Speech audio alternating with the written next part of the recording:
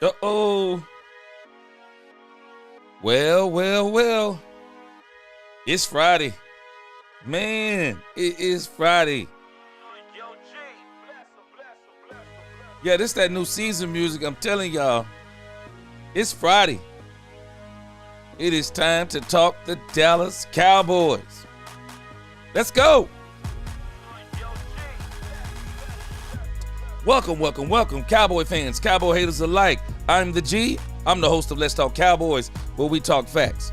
And as you come into this live stream, please hit that like button. Subscribe if you haven't. Hit that notification bell so you know the next time we post another video or go live. Because I tell you this, sometimes I go live at midnight. So if you want to stay caught up on all the shows, please hit that notification bell. But again, as you come in, make sure you hit that like button. Let's go. As you can see, we got our topics up on the our agenda up on the right-hand side of the screen right now. Today, we are going to continue the Stephen Jones interview. I finished it on my own. I like some things. I like what he said there towards the end. Probably going to look at 105.3 also today inside of the Stephen Jones interview. I think they have a couple things to say about it. There were also a couple of player interviews. In particular, I think the one I want to listen to is I want to check out Deuce Vaughn. Also, for all you one-tech fanatics, for all you defensive tackle one-tech fanatics, I got a list of 5 one-techs that the Cowboys could look at. 5 one-techs the Cowboys could look at in this post-June 1st part of the season that we're in. Then, something came across my screen today. CeeDee Lamb is now a content creator. CeeDee Lamb has his own YouTube page. All right. Only has one video on it, but I want to check it out. I looked at a little bit of a video. We'll just do a little snippet of it, just kind of see what it's about. But everybody's becoming content creators these days, and you might as well. I mean, you're already famous. You have built-in audience. Why not make that extra cheddar off your name? Everybody else does. And then we're gonna do OTA takeaways. OTA winners and losers. I have about 6 winners and 6 losers of OTAs. Y'all tell me what you think at the end. But that is going to be the show for the day. Stephen Jones, player interviews, one tech options, CD's YouTube page, OTA takeaways. Also, let's go ahead and hit that roll call. Let's go. Henry Valdez is in the crib. What's going on? He said Cowboys fan for life. My man, the ghost of Mike McCarthy.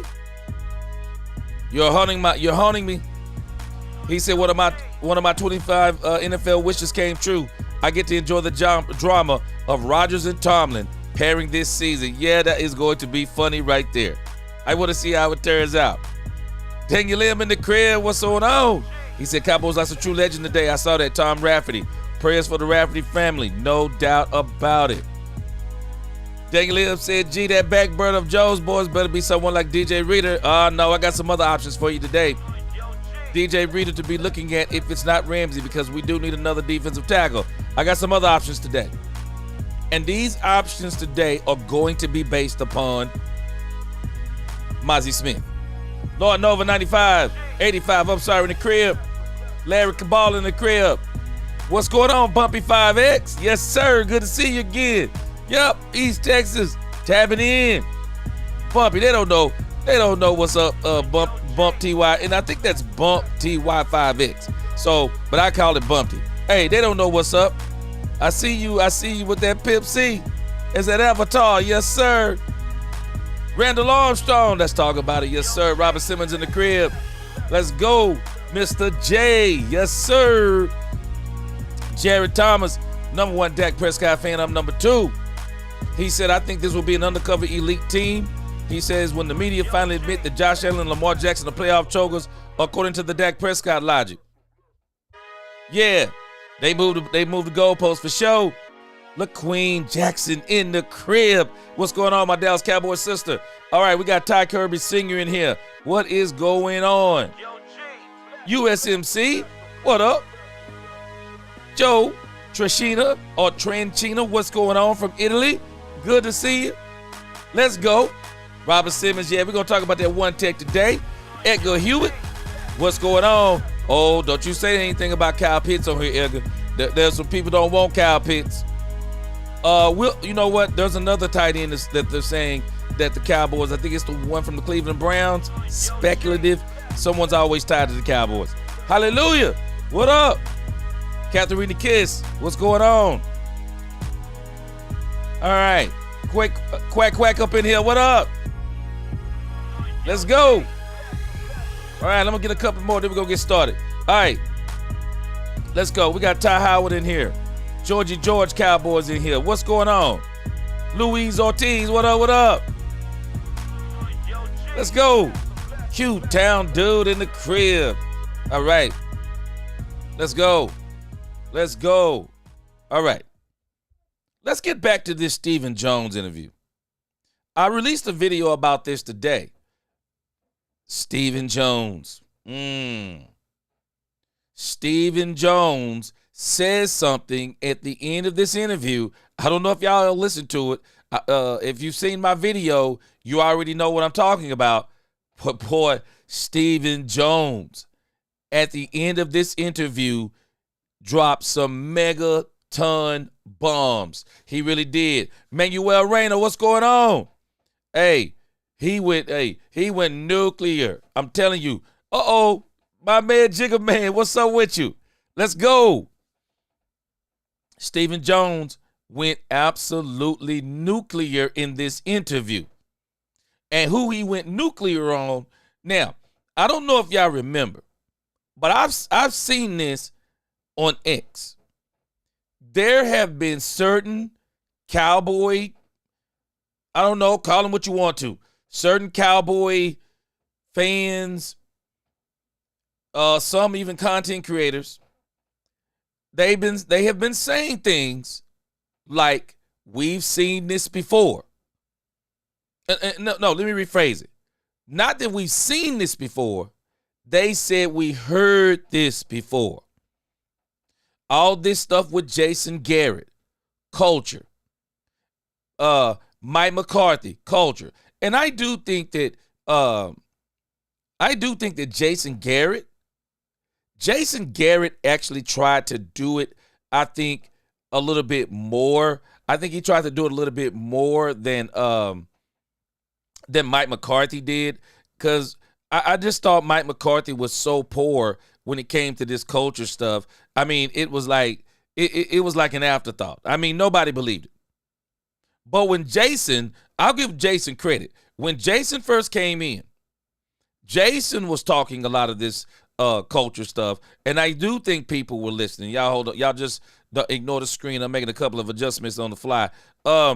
Jason was talking about some of the culture stuff. I do think some people kind of bought in early on Jason, but as time went on, as Jason became more and more of Captain, what would we call him? Captain Clap. The more he became Captain Clap, I don't think people bought in to the whole Jason Garrett culture thing, because, you remember Jason was like, it's all about the right guys. Jason was saying all that stuff about the right guys, and eventually it just didn't stick. It didn't have any sticking power with people. And so Mike McCarthy, he also talked culture. But nobody believed Mike McCarthy. Nobody believed Mike McCarthy. And so the reason why I'm saying this is you can tell Stephen Jones heard some of that talk. Stephen Jones heard some of that talk, because the question that Clarence Hill asked him, Stephen Jones is going to go unsolicited. He's going to go unsolicited, just nuclear on what was before Brian Schottenheimer. If you didn't realize it, I'm gonna show you just how he did it. Just how he did it. He made sure he got this in. Because Stephen Jones wants everybody to know Shotty different. He wants everybody to know Shotty different. Everybody to know that this is not what you've seen before. Shotty is different. So let's listen to these 2 questions and answers by Stephen Jones. This dude been listening to folks talk. Check him out. What Coach Schottenheimer's doing with these players, and really thought what Coach Schottenheimer's out here, I think they really enjoyed. Guys have had a lot of success wearing the Cowboy Stars, so it was great to see them out here. I think they really enjoyed, what Coach Schottenheimer's doing with these players, and really thought, it was a great event, and we're going to do it again. I think everybody loved it, and the guys who missed it, guys like Troy even mentioned he hated. He called up and said if I weren't in Europe, I'd have been there. And, hopefully next time we'll have even more. We love having those guys back. A lot of guys rehabbing in your corner room. How much confidence do you have in just the corner room right now for guys to come back and be ready by week 1? Yeah, that's going to be the key. Between, guys like Diggs and Revel in particular, guys that, can make a huge difference for us. We'll know a lot more when we get to camp, but we do like what Booth was doing. Really like what Elam's doing. Carson's really starting to get his legs again. And, of course, Bland's Bland. He's one of the best in the business, and great to have him out there. And we'll see kind of how things evolve. Now, they are about to get to the questions. But, since he's talking about cornerback, the Cowboys want the short-term answer for their cornerback issue to be on the team. But Deron Bland's about to get paid. Deron Bland is about to get paid for the Dallas Cowboys. Deron Bland, I'm not even going to use the word may or might. I believe Deron Bland is one of the top 5 cornerbacks in the league. And the reason why I believe that Deron Bland is one of the top 5 cornerbacks in the league is because Deron Bland can do something that a lot of cornerbacks can't do. He can play inside and out. And because he can play inside and out, because see, at first we were thinking that they move him to the inside, that may affect his money. But now, because he can play inside and outside, and he may very well play inside and outside for the Dallas Cowboys this season, that's going to make him even more valuable. If Deron Bland stays healthy, he's breaking the bank. And a lot of people do not understand. They keep looking at all this money the Cowboys still have left on the salary cap, and we're saying go spend that money.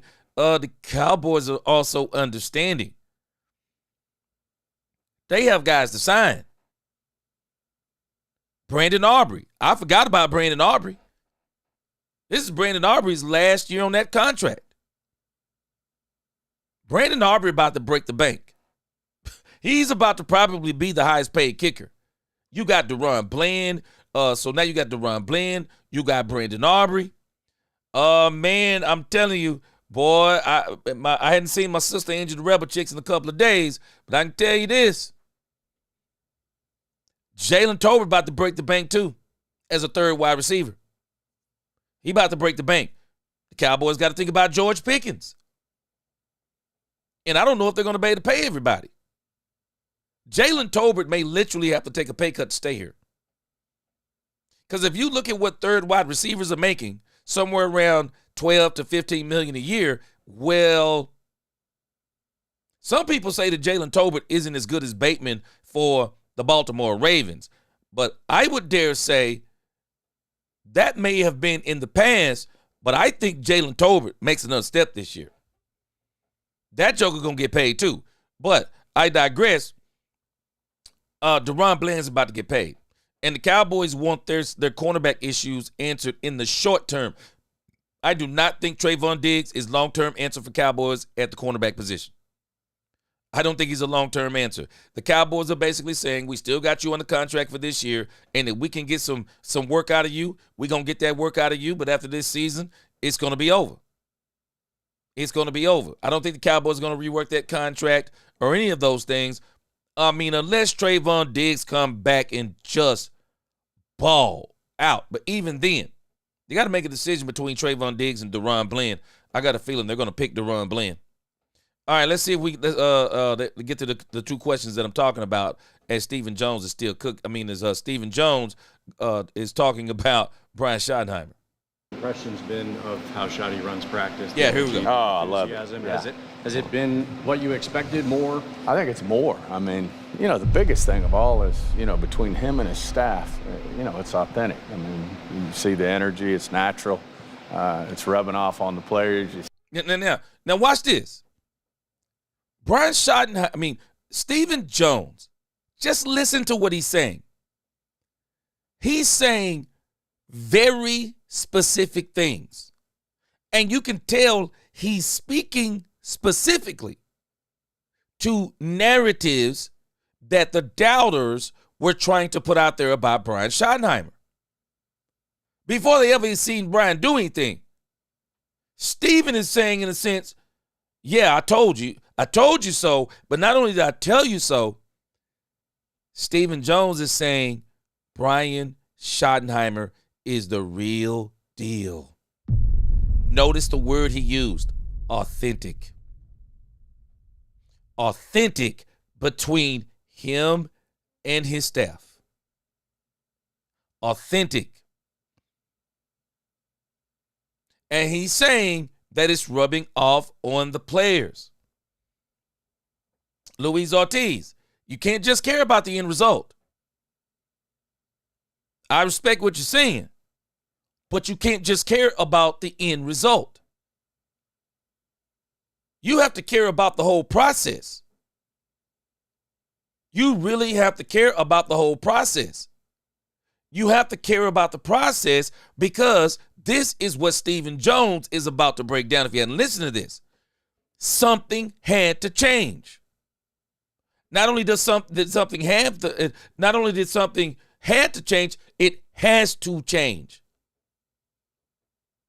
And what they're looking at and what Stephen Jones is is talking about is this change that's taking place now that's going to get us the end result. Championships don't start mid-season, end of the season. They start the moment you say it's football season. Starts in March. Championships start in March. Championships can't start at the end of training camp. They can't start at the military.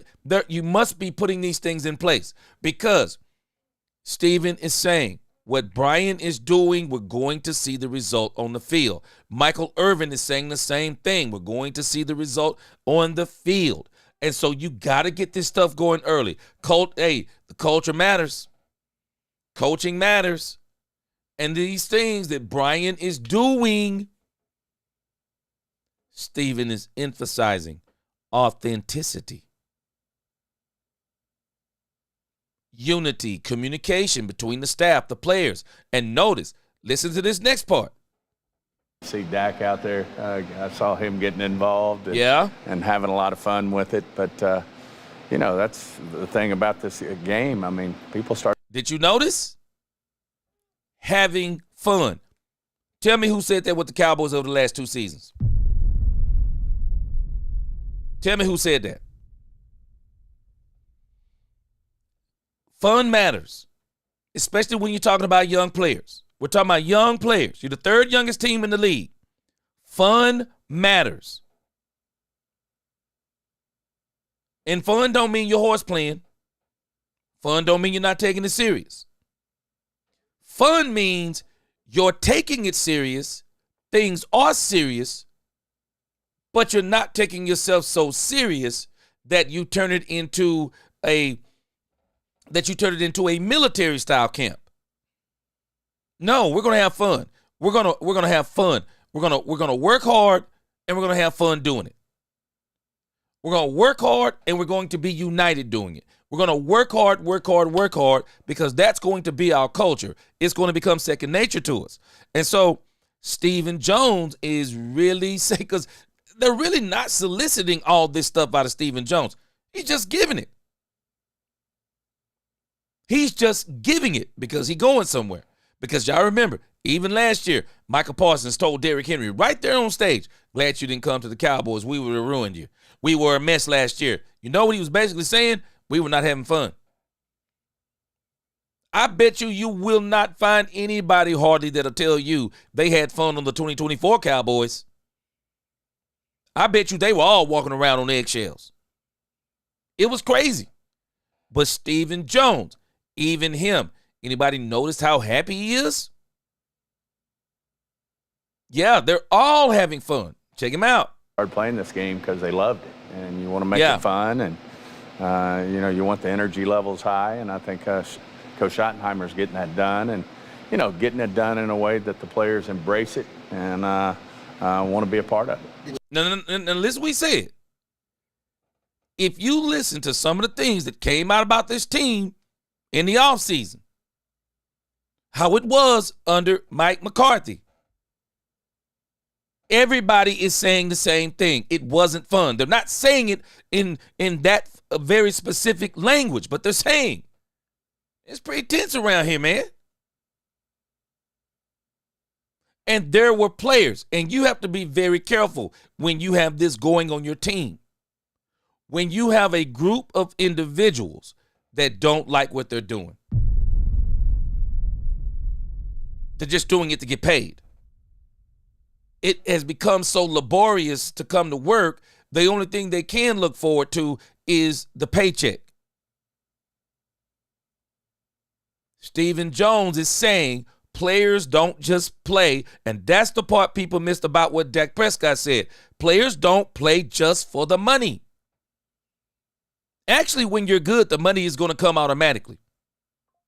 Your agent is just to work out the details, but you're getting paid if you're good at this game. You also play this game because you want to have some doggone fun. Because you love the game. You ever heard somebody say they love the game? When you love the game, you have fun. You have fun with the game. Yeah, you have fun with the game. They were not having fun. And that's what he is emphasizing this. Boy, y'all better listen, learn how to listen between the lines, man. This man is telling you it was hell around here with Mike McCarthy. It was absolute hell. When I see Dak Prescott on the sideline of a football game saying, "We suck," translation, this is hell.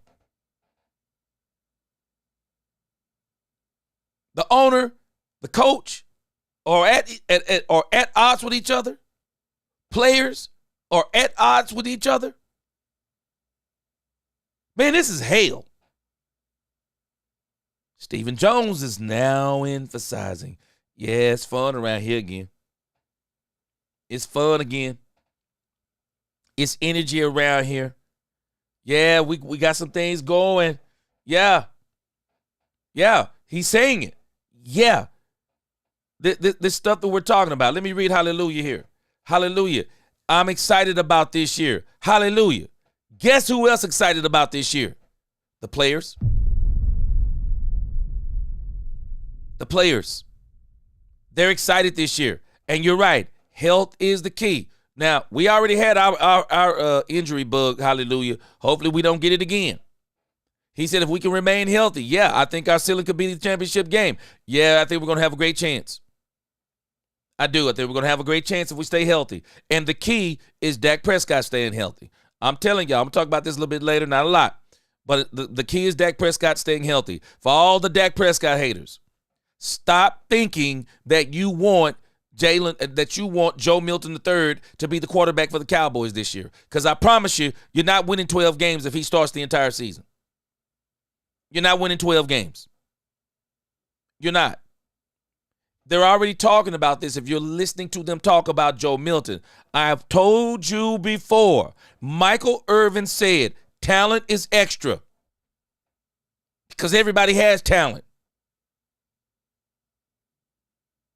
It's what's going on in here and what's going on up here. Joe Milton III is not ready for NFL offenses. NFL defenses. He's not ready. I'm telling you, he's not ready for NFL defenses. He's in OTAs. He got some high highs, and he got some very low lows. And with that schedule we're playing and the defenses we're going to be playing, we want Dak Prescott to stay healthy. Athleticism in this league, I'm telling you, athleticism at the quarterback position, because people are just, I am so fed up with the Dallas media with this stuff. Don't get me wrong, I love our media, but they cause some of these issues too. I don't care about Joe Milton turning backflips. I don't care about that stuff. I don't care about no darn backflips. And talking about Joe Milton's athletic, who cares? Michael Vick is one of my all-time favorite quarterbacks. People have to understand, you want a true experience? The Michael Vick experience was incredible. Michael Vick has to be one of the most talented quarterbacks I've ever seen in my life. I didn't say the best thrower. I didn't say the best quarterback. One of the most talented quarterbacks. Speed, arm strength. You want that? Michael Vick had it in spades. Problem was with Michael Vick, he wasn't a technician until he met Andy Reid. And by that time, he's on the end of his career. I just would have wondered what would have happened to Michael Vick if Andy Reid could have got Michael Vick early. I believe Michael Vick would have been horsing in Lombardi. But Michael Vick proves, if there was ever going to be an athletic quarterback to get a Super Bowl, it was Michael Vick. I've never seen a quarterback like Michael Vick. Michael Vick was crazy with it. That don't get you Super Bowls. You're right, hallelujah. Health is going to be the key for us. And not just Dak. All our players. We need all of them to stay healthy. We need CD to stay healthy. We need Michael to stay healthy. We need everybody to stay healthy. Relatively healthy. Everybody's going to be playing hurt towards the end of the season. We just don't want major injuries. Things that's going to keep players out for multiple games. But again, I'm just telling you, you listen to this dude, Stephen Jones. He's answering people. Because the questions they're asking him, they're simple. He's answering naysayers. That's who he's answering. Man, these guys, I noticed this at the Brian Schottenheimer press conference. Man, these dudes been listening, man. And they pushing back on things that people say in the media. In particular, sometimes Dallas Cowboy fans. Content creators. Because the reality is, content creators are part of the media too. The larger our audiences become, you know what? It's funny to me. Y'all might not realize this. Some of us content creators, we're bigger than the beat writers. Our followings are bigger than the beat writers. Our followings are bigger than people that work in the media for the Dallas Cowboys. Content creators, we're bigger than them. We have bigger followings than them. And this is why now you're watching some of them embrace content creators. Why? Because our voices are starting to be bigger than theirs or big as theirs. So we're part of that media too. So when some of us are saying things, you don't think they're hearing? They're listening. And I'm telling you, I think these guys listen to, who knows? I know they listen to some of the media members, and we're a part of the new media. I think they listen to some of us, and they come out and they're answering some of these questions. They ask him, what does he think about Brian Schottenheimer? Man, he goes off on this. These questions, I'm telling you, he going off on these questions. Now, Clarence Hill, Clarence Hill always, boy, you know what? I like Clarence Hill. Clarence Hill is always trying to make somebody say the quiet part out loud. He's always trying to make somebody say the quiet part out loud because Clarence is basically saying, yeah, y'all talking about this culture stuff. Did you need a new culture? Do you think you needed a new coach? He going to put pressure on him. So now you got to throw the old coach under the bus. Well, Stephen Jones is going to oblige. Check him out. Did you need a culture change? Clarence Hill said that you need a coaching change. Now, come on, man. How many of us in the chat couldn't have answered this question for Stephen Jones? Everybody in Cowboys Nation knew the Cowboys needed a coaching change, didn't they? We all thought they needed a coaching change. But Clarence Hill want to make him say it out loud. Well, listen to how Stephen Jones says it out loud. I mean, I think we're always looking for ways to be better. And, we always talk about culture, and everybody wants a winning culture. But, I think, changing it up's a good thing. Now, wait a minute. Listen to what this dude just said. Y'all better learn how to listen to people say things.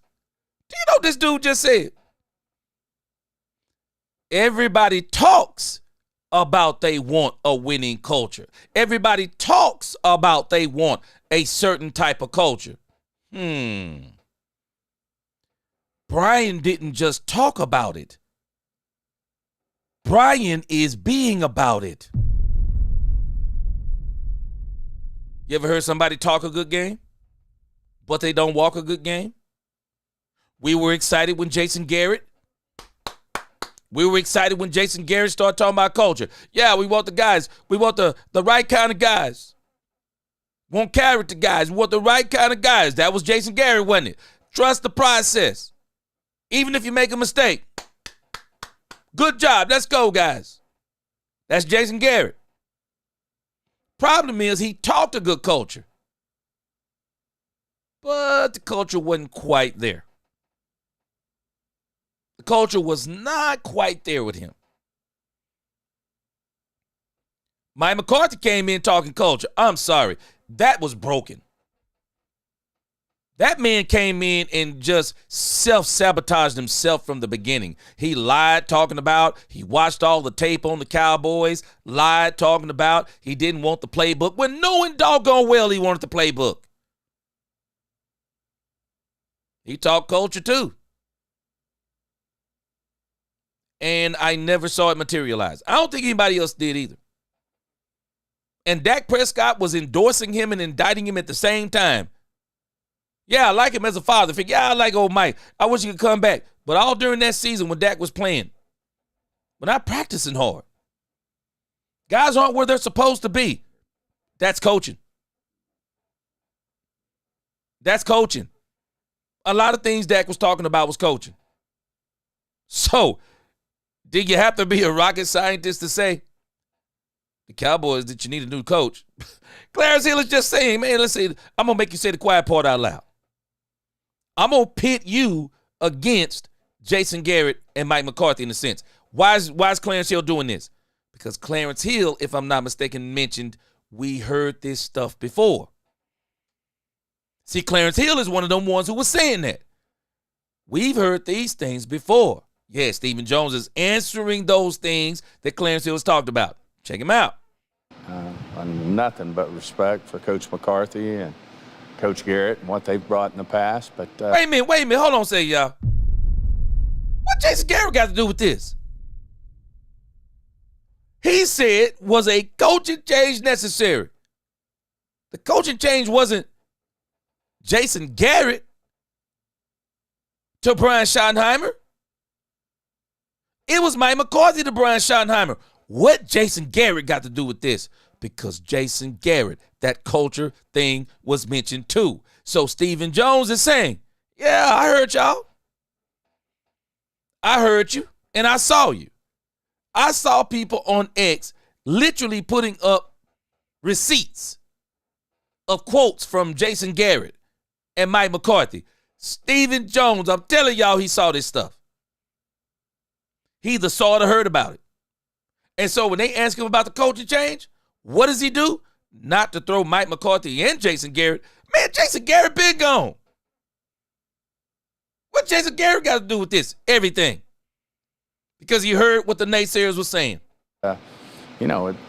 We're always looking for a way to get better because, we've got to take this thing to the next level, which is not only we got to get in the playoffs to start with, but once you're there, obviously we hadn't had the success that we want to have. And if bringing a different culture, helps us get there, then I'm 110% for it. And I think, at the end of the day, that's why, unfortunately, whether it's high school, college, pro, that's why people make changes at the top is to do something different. And that was a tough call that we had to make last year. And Wait a minute.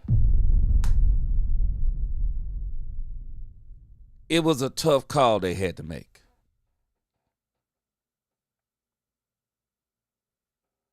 A tough call they had to make?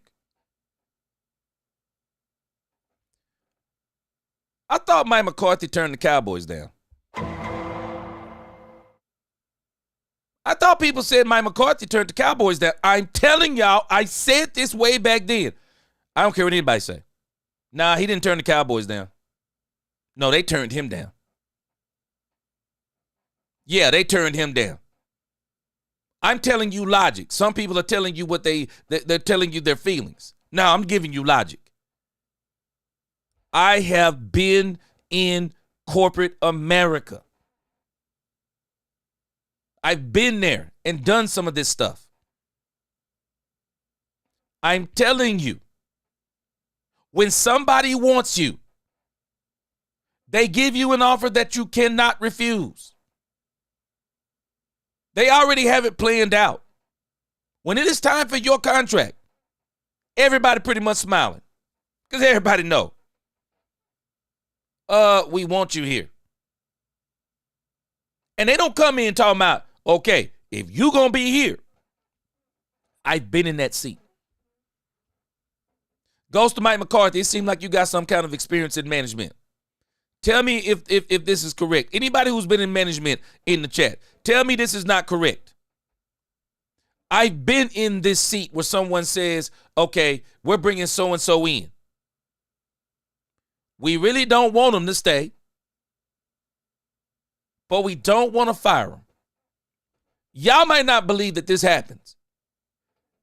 You sit down sometimes and you actually say, we're going to let them walk away. Because sometimes you actually like a person, but you understand that person isn't for you. That person isn't for your business. And so what you give them the opportunity to do is to walk away so that when they go to their next job, they don't have to say, I got fired. Y'all might not believe that people do this stuff, but they do it. Because sometimes you like people. Sometimes you like them. You just don't want them working for you. And so you will allow them to go somewhere and they don't have to put fired on a resume. Now, a lot of people said Mike McCarthy walked away. Well, that ain't what Stephen Jones just said.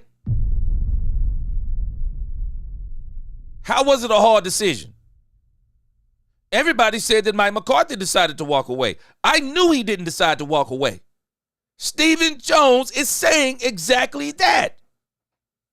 What do you mean it was a hard decision you had to make last year? Let me tell you, I said it before, and I'm going to keep saying it. They were done with this man after that Green Bay loss. Done. Done. You know why they didn't fire him? They were not paying Mike McCarthy. They were not paying Mike McCarthy to sit at home. Any other GM couldn't have done this. No other GM could have done this because any other GM does this and they sacrifice the team like this, they're getting fired. When you're the GM and the owner, you can literally throw away a year. Y'all might not realize, but I'm telling you, the Cowboys basically threw away a year last year. They were willing to do it. You can only do that when you're the GM and the owner. They threw it away. They told Mike McCarthy, sink or swim with young guys. Sink or swim. And Mike McCarthy might would have swam. He might would have swam had those players not got injured. But I still think he was going to sink because he was so stubborn and bullish in his play calling, in his pride. And I think even some of that sunk him at the end. But as you're listening to Stephen Jones, he's responding to the naysayers. He's saying to the naysayers, Clarence Hill, Brian different. Those two guys talked about it. Brian Schottenheimer is about it because Brian Schottenheimer has not only influenced the players, the coaching staff, he's influenced the front office. Do you see me smiling when I'm talking to you? Stephen Jones is just breaking this down, giving us truth that people aren't paying attention to. We feel really good about our choice. Yeah. And, think Coach Schottenheimer is really being received well, and I think he'll continue to do an outstanding job. Shotty said he didn't think that the Super Bowl drought was burden. Now, isn't that crazy? Stephen Jones isn't talking like, well, Brian Schottenheimer was their only alternative. No, we chose him. And they did. The Cowboys actually chose Brian Schottenheimer. They did. The Cowboys could have did an extensive coaching search. They didn't. And I'm telling you, I think Brian Schottenheimer was already talking magic behind the scenes. I think Brian Schottenheimer was already talking stuff behind the scenes, and I think they started liking him early. I do. Q-Ball says, what Shotty is doing is much different from McCarthy and Garrett did. A total difference. Exactly. But Q-Ball, there were people, fans, content creators, bringing receipts. Steven said, I'm bringing receipts. Look at how the franchise looks now. Oh, we got to see what it we're waiting on the last part. We're waiting to see what it looks like on the field. But I'm telling you, victory begins up here. You got to believe you can win. You got to believe you can win. You got to know you can win. And you can't just believe it. You can't just know it. There has to be things in place that make you say, and this is why we believe we can win. Let me tell you why they think they can win. Hey, man. About Dante Fowler in here in free agency. About him Murray Jr. in free agency. It's not too bad. Hey, man, Kyrie Elam, this dude was pretty good. Hey, man, we're getting better. Went to the draft. What did they do? They go in the draft. If you don't think Tyler Booker, Donovan Ezeraku, the same way we're fans, they're fans too. Players watch college football like crazy. They do. I realized this over the last few years. They watch college football, and they're watching players. Michael Parsons, one of the things I appreciate about Michael Parsons, he says the quiet stuff out loud sometimes, especially as it applies to the draft. Michael will tell you who he wants. Michael ain't like a lot of players. Michael Parsons will tell you exactly who he wants. When we got, Michael wasn't excited about Tyler Booker at first. But boy, when he heard Tyler Booker in that interview, Tyler Booker got him hyped up.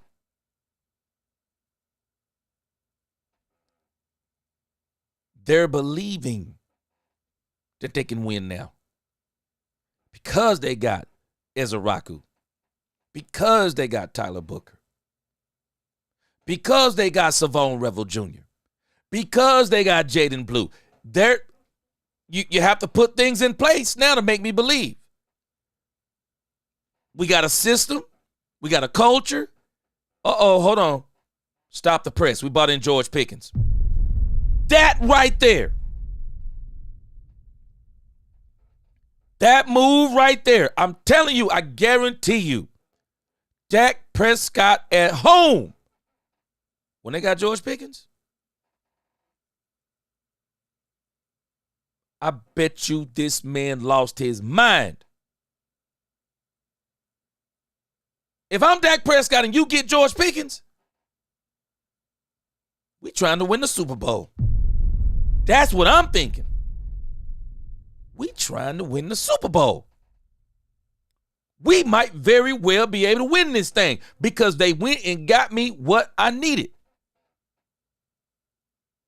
All of this is playing a part in the psyche of this team. I'm telling you what this dude has done from the very beginning.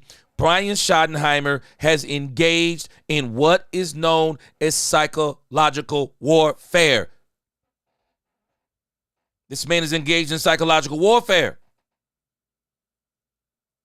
And he is winning this team, the front office, the coaches in ways that these other guys never did.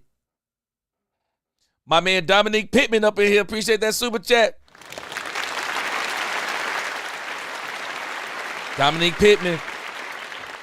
Me and you in the same boat. He said, hey, G. He said, me personally, I was never a fan of Mike McCarthy. Being the head coach in the first place, I wasn't either. I was not either. He said, especially considering how things ended with him in Green Bay, I bought that same thing up last year. Yep, me neither. Same way it did in Dallas. Dominique, you can read the press release when Green Bay released Mike McCarthy. You can scratch out Green Bay. You can scratch out Aaron Rodgers. And you would believe, without those two names being said, you would have thought it was the Dallas Cowboys he's being released from. Dominique Pittman, again, appreciate that super chat. Dominique. Stephen Jones, I don't care what anyone says. Stephen Jones just let the cat out of the bag. He didn't walk away from here. We let him go. Yeah, we made a tough decision. We let him go. Stephen was done with him. I'm telling you, Stephen was done with that joker. Mike McCarthy to me seems like a Jerry Jones hire. Jerry kind of gets enamored when somebody has a Super Bowl under their belt. That's a Jerry Jones hire. Brian Schottenheimer, that's a Stephen Jones hire. That's a Stephen Jones hire, I'm telling you. And I believe Shotty was already laying groundwork. He was already laying groundwork. Paul Von Singer, what's up? He said the process affects the end result. Yes, sir. The process absolutely matters. And that's why I'm telling y'all, I don't know about y'all. Am I ready for the season to start? You better believe it. Boy, but am I enjoying the process? Yes, I am. I'm enjoying the process. I'm going to tell you something that I didn't do in 92, 93, and in the 95 season. I was too young, wasn't thinking like I am now. Social media isn't what it is now. You know, we couldn't connect in the ways that we connect now. I think back now. I wish we had some of the access we have now. To watch a championship process from the beginning to the end. Man, you have to just really enjoy that. When you can see how you are now reaping what you've sown. The Cowboys are sowing so many seeds right now. This is what people don't understand. They're sowing so many seeds. When I was a child, I used to go out there and work in the garden with my grandmother. I hated it. I hated it. But I love the end result. And now that I'm older, I think back on those on sowing and reaping. Now I realize, like, wow, you know what? Now I look back and say that process really helped me out. It helped me to learn some things. I wish I would have actually enjoyed it more back then. But I am enjoying this process. I am enjoying this process. I am. I'm enjoying it. This is why I love the stuff that they're talking about. Man, I love what they're talking about. You have to convict somebody in the mind. You have to convince somebody in the mind before they can even go out there and execute. A lot of people don't realize that. See, it's one thing to be talented. That's why Michael Irvin said that. Man, talent is extra. Everybody's talented in the NFL. It's the NFL. Everybody's talented. Emmitt Smith is proof. It's what's in here and what's up here. That is the part that separates you from everyone else, and that is the part that Brian Schottenheimer is working on so hard. And I'm telling you something. The hardest thing to do. I know this as a preacher, man of God, father, husband, Christian. The hardest thing to do is to change somebody's mind. It's one of the hardest things to do. Changing their mind in a way to convince them of what they're actually capable of. Boy, you do not understand how hard that is. To bring greatness out of somebody, that's hard. Especially individuals. And I'm going to tell you, it is easier to bring greatness out of the less talented than it is out of the gifted talented. It's hard to bring greatness out of somebody that's extremely talented. It's hard because they have a tendency to always rely on their talent. Talent don't equal greatness. Talent don't equal greatness. Hard work and the changing of the mind, that is what garners greatness. And that is why when you look at some of the greatest quarterbacks in this game, you're rarely going to come away saying, yeah, boy, he was one of the most athletic Who are we saying that about? Who are we saying that about? Quarterbacks who didn't win it? Yeah, that's what we're saying that about. Quarterbacks who didn't win it. Ooh, his athleticism. Ooh, he was so talented. Why are you telling me he was so talented? Because he didn't win.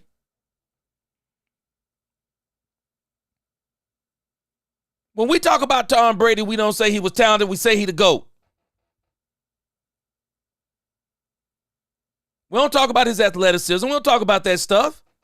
No, man, he the GOAT. Why? Because of what's up here and what's in here. I'm telling you, what Brian Schottenheimer is doing. We may look back on this in 2 or 3 years and go, wow. That's all we're going to be able to say is wow. What Brian Schottenheimer, and I'm going to tell you now, if Brian Schottenheimer wins the Super Bowl this year, Brian Schottenheimer is going to go down in history as one of the greatest coaches in Cowboys history if he wins the Super Bowl in his first year. I'm just telling you, straight up, he is. Straight up. There's only 2 guys that have done this. Straight up, he is going to go down as one of the greatest coaches ever. Because what he is doing is absolutely insanity. But I love it. Miss Matrix, what's on the back burner? Actually, that was a statement from yesterday. Let me go back and play it real quick because we're about to leave the Stephen Jones interview. This was the statement that got my right hand man Daniel Lim a little bit set off. Daniel Lim don't like that statement, boy. High net. Daniel Lim does not like the statement that Stephen said. Boy, we ain't got nothing on the front burner. Of course, we'll know a lot more because of time. Steven, I know that you said roster management, roster improvement. Here it is, Miss Matrix. 65-day deal. With it now being post-June 1st, which matters in a lot of ways. Are there any, without saying the names, are there any free agents or any potential additions you guys are still looking to make or assessing before training camp gets underway? We don't have anything that's on the front burner. Uh-oh. And obviously paying a little attention. We found a player or two through the UFL, and so we're watching that in terms of those guys are doing a good job over there, and we'll see if there's anybody who can help us there, and then we'll just keep our eyes on what might come available. So still a solid chance that you'll tap back into the UFL again. It's not. Now, Miss Matrix, this is what I'm calling back burner moves. Steven is doing things a little bit different. And hold on a second, I got a super chat. Let me read this. Oh, my man Neo not from the Matrix, or maybe he is from the Matrix now. He got that Keanu Reeves up there. Let's go. What's up? What's up, Neo?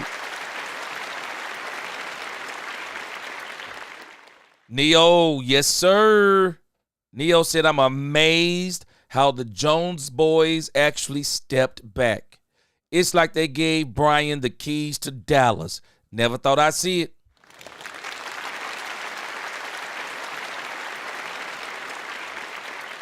And even when you hear Stephen Jones talk, Stephen Jones, to me, I appreciate it. Stephen Jones, when he's talking, he's very concise.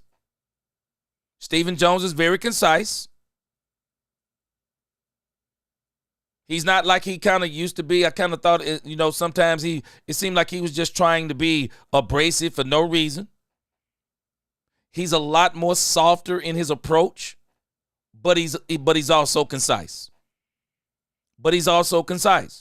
And I do think we're watching the era of Stephen Jones emerge right before our eyes. Stephen Jones and Brian Schottenheimer. I think Brian Schottenheimer is Stephen Jones' baby. I think he's Stephen Jones' baby. I think Stephen Jones, he got his father, he convinced his father, hey man, let me do it. It's time for me to do it. Let me do this. And the way I want to start it was with Brian Schottenheimer. And Jerry rolled with it. Ex-G.I. Joe. Boy, I like that name. I see what you did to Ex-G.I. Joe. He said, I think they have their grandkids on social media, reported back to him. Man, I'm telling you, they are reading some of this stuff on social media. I noticed this when Steven was talking in the Brian Schottenheimer press conference. I was like, Stephen Jones is up there answering questions that the media has proposed, but things I've heard people saying, or I shouldn't say heard, we use that language, things that I saw people posting on social media. They were addressing it. So I'm just telling us. Gregory Carpenter, say it again.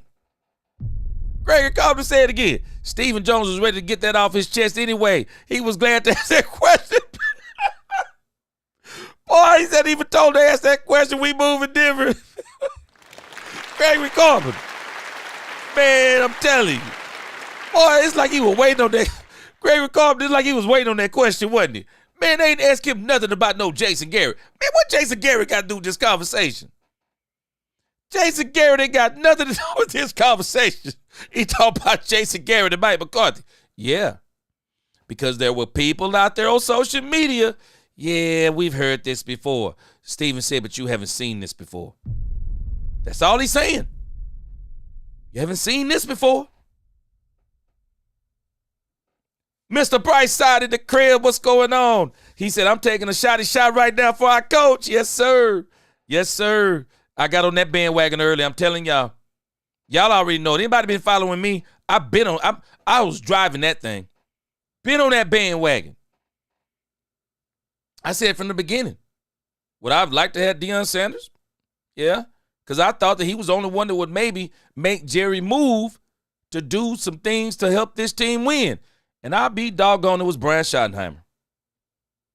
The old folks used to say you can attract more bees with honey than vinegar. I don't know why you'd even be trying to attract bees with vinegar, but nevertheless, Brian Schottenheimer is a great communicator. He's a great communicator. So, Gregory Carpenter, boy, you got me rolling. Boy. So he said he was ready for that question. He told him to ask it. Boy, got me rolling. Boy, it's like he was ready for it, though. He's ready for that question. Iceberg Slim. Yes, sir. Cowboy got another trick up his sleeve. I believe so too. And I'm telling you, they're being smart. This is why, Miss Matrix, I said the Cowboys, Steven got stuff on the back burner. Yeah, they got stuff on the back burner. They are still looking to improve the team.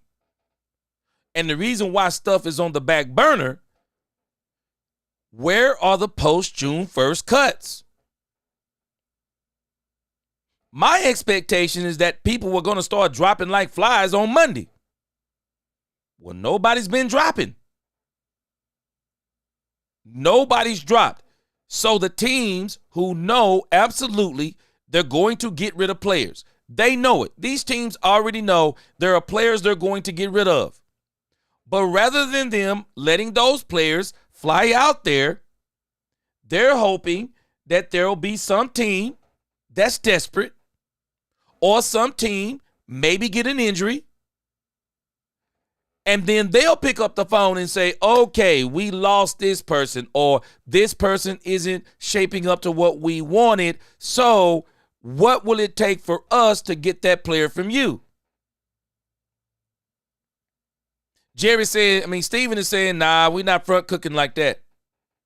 We're not front cooking like that. We're not going to reach out to y'all. And I think all the teams are saying this. Everybody is waiting on who makes the first moves. And when teams start dropping players, you watch what's going to happen. When teams start dropping players, then you're going to start seeing some people starting to move them pots from the back of the stove. They're going to start putting them pots on the front of the stove. Everybody going to start cooking. So right now, everybody be patient. Be patient. Cowboys are back burner cooking. They back burner cooking right now. They're going to move that. They're going to move it up to the front. Y'all don't worry. They back burner cooking. Brandon Mahoney, I see you in here. What's going on? They back burner cooking right now. When some people start dropping, they're going to start doing some front burner cooking. All right, so let's move on to these player interviews real quick. All right, we got a couple of player interviews I want to look at.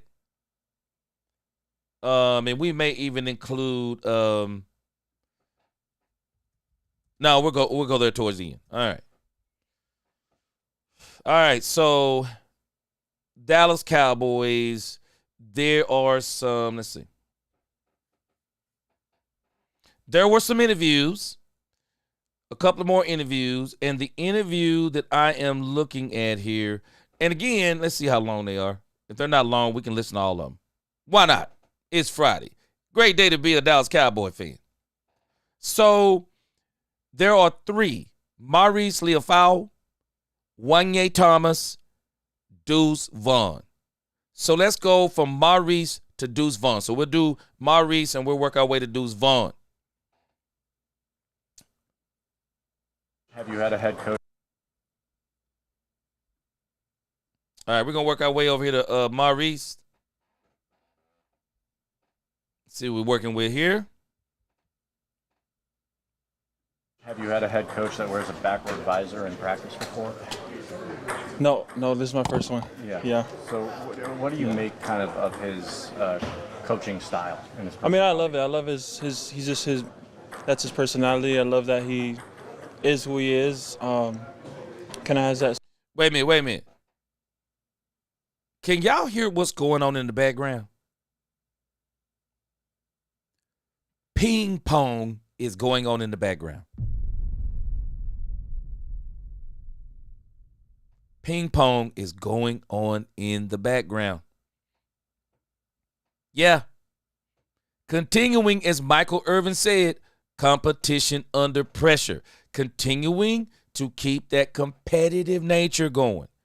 I can hear the ping pong table going in the background. Yeah.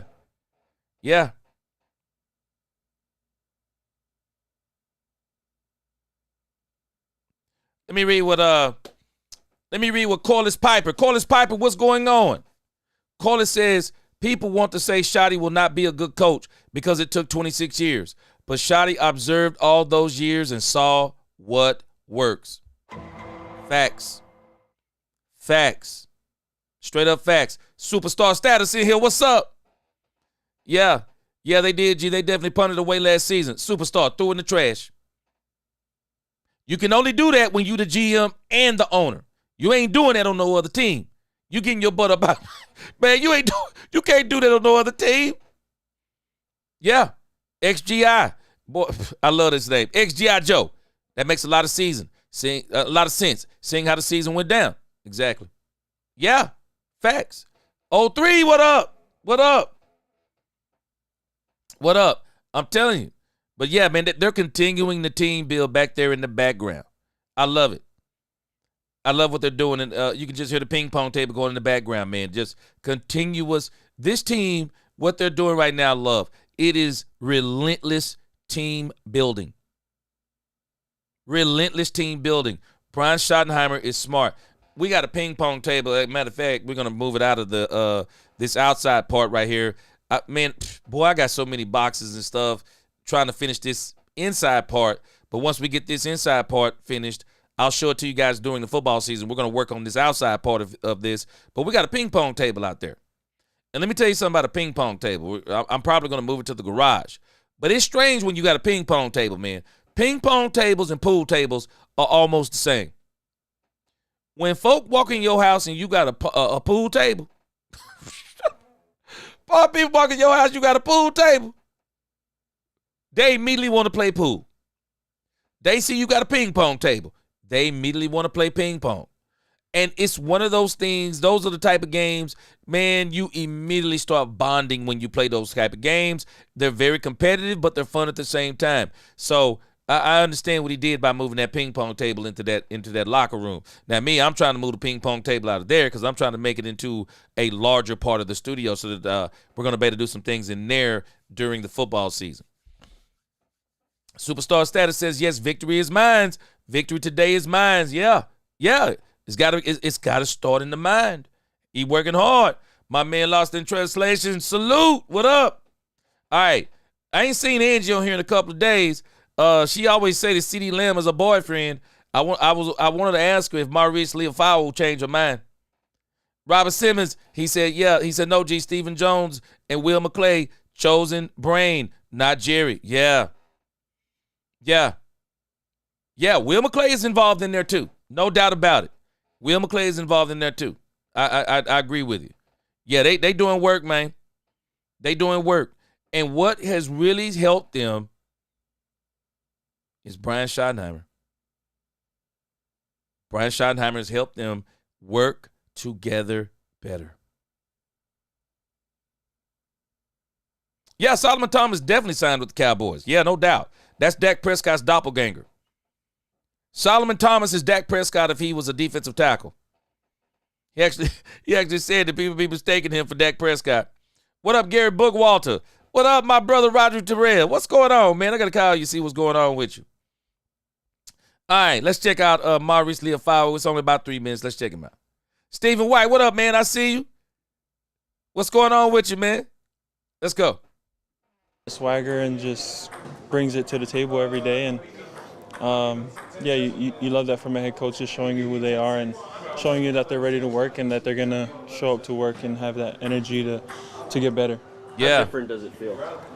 Just like, what do you mean? I mean, just from like a Michael practice to what Shotty brings. I mean, I feel like the players, from the players' standpoint at least, like running to the ball, there's a lot more energy. And emphasis on running to the ball. Getting to the football as a defense and attacking the ball, really. Emphasizing takeaways and things like that. Now, that defensive scheme that they're talking about, that sounds like early Dan Quinn. That sounds like early Dan Quinn. The only problem with Dan Quinn's defenses, I talked about it last season. Dan Quinn, to me, has what I call a mercenary style of defense. Dan Quinn's defense is an attacking defense. In particular, attacking the ball. Everybody to the ball. And when you get to the ball, you try to cause a turnover by flipping the ball out, punching the ball, stripping the ball, all those things. Dan Quinn has that attacking style defense too. But the difference, and we'll see what Matt Eberflus does, because based on what he's saying, they're not just going to have an attacking defense, they're going to have a violent defense. And that's the problem with Dan Quinn's defenses. Dan Quinn's defenses aren't necessarily violent. Dan Quinn's defenses have a tendency to be fast, quick, to the ball, turnovers. That's Dan Quinn's defense. And the problem with Dan Quinn's defense, because while it's an attacking defense, because it's not a violent defense, it has a tendency to get ran over. Dan Quinn still has the same problem right now. He's trying to fix it right now in Washington. But Dan Quinn struggles. It just seems like he struggles stopping the run. And I think one of the reasons is, you think about what he did to Mozzie Smith. He's the one that got Mozzie Smith to lose that doggone weight. And so rather than Mozzie Smith being a point of attack defensive tackle, somebody that can stop those run, stop those gaps, stuff those gaps, take on two blockers. Rather than him being somebody point of attack, he was trying to turn Mozzie Smith into an up-the-field defensive tackle from the one-tech position. That's also Diggy Zua. Also, Odiggy Zua is more of an up-the-field defensive tackle. That wasn't Mozzie Smith. Mozzie Smith was supposed to be your almost offset nose tackle. He stuffs the run. He stops the run. He stops them from going up those gaps. Dan Quinn tried to turn him into an attacking defensive tackle, and I think he may have threw him off by a year. And I do believe that Mozzie is going to take a step this year. The question is, how big is the step? And we'll talk about that later on when we talk about the potential defensive tackles out there that the Cowboys can get, because DJ Reader is not the only one we can get. We're going to talk about these other defensive tackles. But Dan Quinn, some of the stuff he's saying sounds like Dan Quinn. The difference is they're talking about violence. And that will be the difference for this Cowboys defense. They got to be violent. They got to stop the run. They got to be violent and smash people in the mouth and tell them, "Nah, you're not gonna run in here today." The culture has been a big topic. What do you think this ping pong table and there it is, like that are bringing? Ping pong table. Yeah, it's making me a better ping pong player for sure. But no, it's a fun atmosphere in the locker room, and we get to compete against each other on the ping pong table. But something a little fun, just a little fun thing we do between meetings and things like that. Does it kind of make certain guys that might not otherwise interact kind of mix in with each other and go closer? Yeah, for sure. See? Yeah, I definitely say it brings the guys. I just explained the same thing, didn't I? See, I hadn't heard this interview, but I'm telling you, when you have stuff like, man, most people can't even play ping pong. Man, it is crazy. Most people can't even play. But when they say you got a ping pong table, where the paddles? And it's just, it loosens people up. It loosens people up. The conversations, the competitiveness. It's just fun. And that's what they're asking them about this whole thing with the ping pong table, because it kind of bridges the gap. It really does. The Texridian, what's going on with your Rufus the Texridian Dodd? Good, what's going on? Appreciate that super chat. Yes, sir.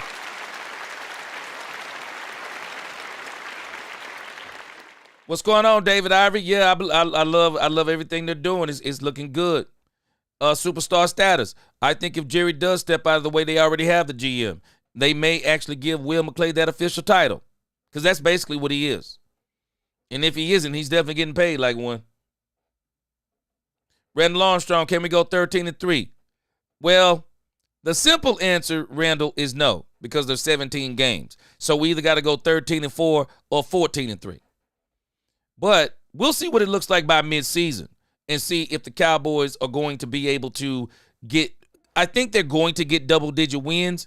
We'll see where they are coming out of that bye week, and then they start out with the Raiders. We'll see what they're looking like then, because that stretch is really going to tell us everything that we need to know. Some people will say that stretch is going to be brutal. I don't believe that stretch is going to be brutal.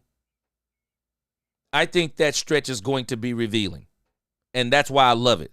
I'm not listening to all this, oh, the Cowboys got the hardest schedule. I'm not listening to that. I love the fact that the Cowboys have this schedule this year because it's going to be a character builder for this team. And if they persevere all the way to the end on that schedule, I believe they're in the playoffs.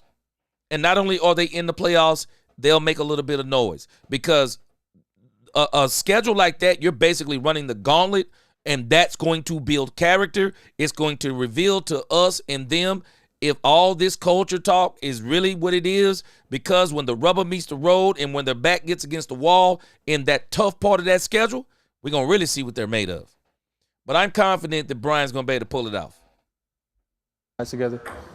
Who gives you the most competition? Right now, probably Wanye. Yeah. What did you work on this offseason about you individually? Me individually, I think I worked on my speed the most, just doing a lot more sprints than I would usually do. Matt Eberflus is a linebacker guy. What have you kind of picked up from him here early on in your time together? Kind of what I said earlier, that effort, running to the football, that just the standard of play is what I really picked up, first of all, from Coach Flus and kind of his philosophy as a defense before we even get into plays and things like that, just the way we play football. What was the message from the coaches? See, and I talked about this last year with Mike Zimmer. Mike Zimmer started kind of hitting his stride down towards the end of the season. But Mike Zimmer and Dan Quinn's defenses are two different things. Dan Quinn, he likes that very quick attacking the ball type of defense. Dan Quinn is what I call his defense a mercenary defense, because one of the hardest things to get out of some of these Cowboys players, because they played with Dan Quinn doesn't mind his players taking chances. He doesn't mind them gambling. That's why DeRon Bland had so many interceptions, because Dan Quinn doesn't mind his cornerbacks gambling. If they can break on the ball, Dan Quinn don't care. Dan Quinn's mind is, if you can break on it and you can get it, get it. If you break on it, you don't get it, we live with it. Mike Zimmer's defense last year, and I think this is specifically why Trayvon Diggs struggled so hard. Mike Zimmer's defense is a lot more disciplined. In Mike Zimmer defense, discipline. He expects you to be where you're supposed to be. You cover your gap. You be where you're supposed to be in the zone. Nothing cheap, nothing deep. Make sure you tackle. Very fundamental. And Zimmer disguises his blitzes. I mean, and last year, uncharacteristically, I thought he blitzed a lot more than he normally does, and especially what he did for Micah Parsons, he also normally doesn't do that. Even Troy Aikman mentioned that. But you're talking about two different types of defenses. And so now that Eberflus is in here, we're starting to hear some of the same stuff that we heard when Dan Quinn was here, especially early on. So that attacking, getting to the ball type defense. But I think the difference is going to be is the level of violence. That's what Dan Quinn never could bring, was violence. And we're going to be able to bring a lot more violence because we also have something that Dan Quinn didn't have. We just got to admit it, and it wasn't Dan Quinn's fault. He didn't have linebackers. We got linebackers. Whether we like them, love them, or hate them, we got linebackers. And I'm telling you now, double negative, and I ain't going to complain about the ones we have, because we didn't have those. So we're going to be able to do some things a lot more violently than Dan Quinn did. But some of this stuff, it was successful with Dan Quinn too. But Dan Quinn, again, he likes those slimmer, smaller players, where Matt Eberflus, that doesn't seem to be what he wants to stop the run. So they want some of the hogs. They want that weight. They want that size. They want that, where Dan Quinn, that wasn't important to him because he wanted everybody to be up the field. So, you think about Maurice. He's a smaller linebacker. I mean, just look at him. Him and Overshown, they're smaller linebackers. I mean, they could literally almost play safety. Darren Woodson played safety at these guys' size. And Darren Woodson could have played linebacker. I'm telling you, Darren Woodson could have played linebacker. He played safety at these guys' position. I think that Murray and Sanborn, I think they're more of what you call the traditional size linebackers versus Overshown and Maurice. We'll see how that materializes in the run game. Overshown's going to play once he gets healthy, but I wonder about, like, where will Maurice be in the rotation?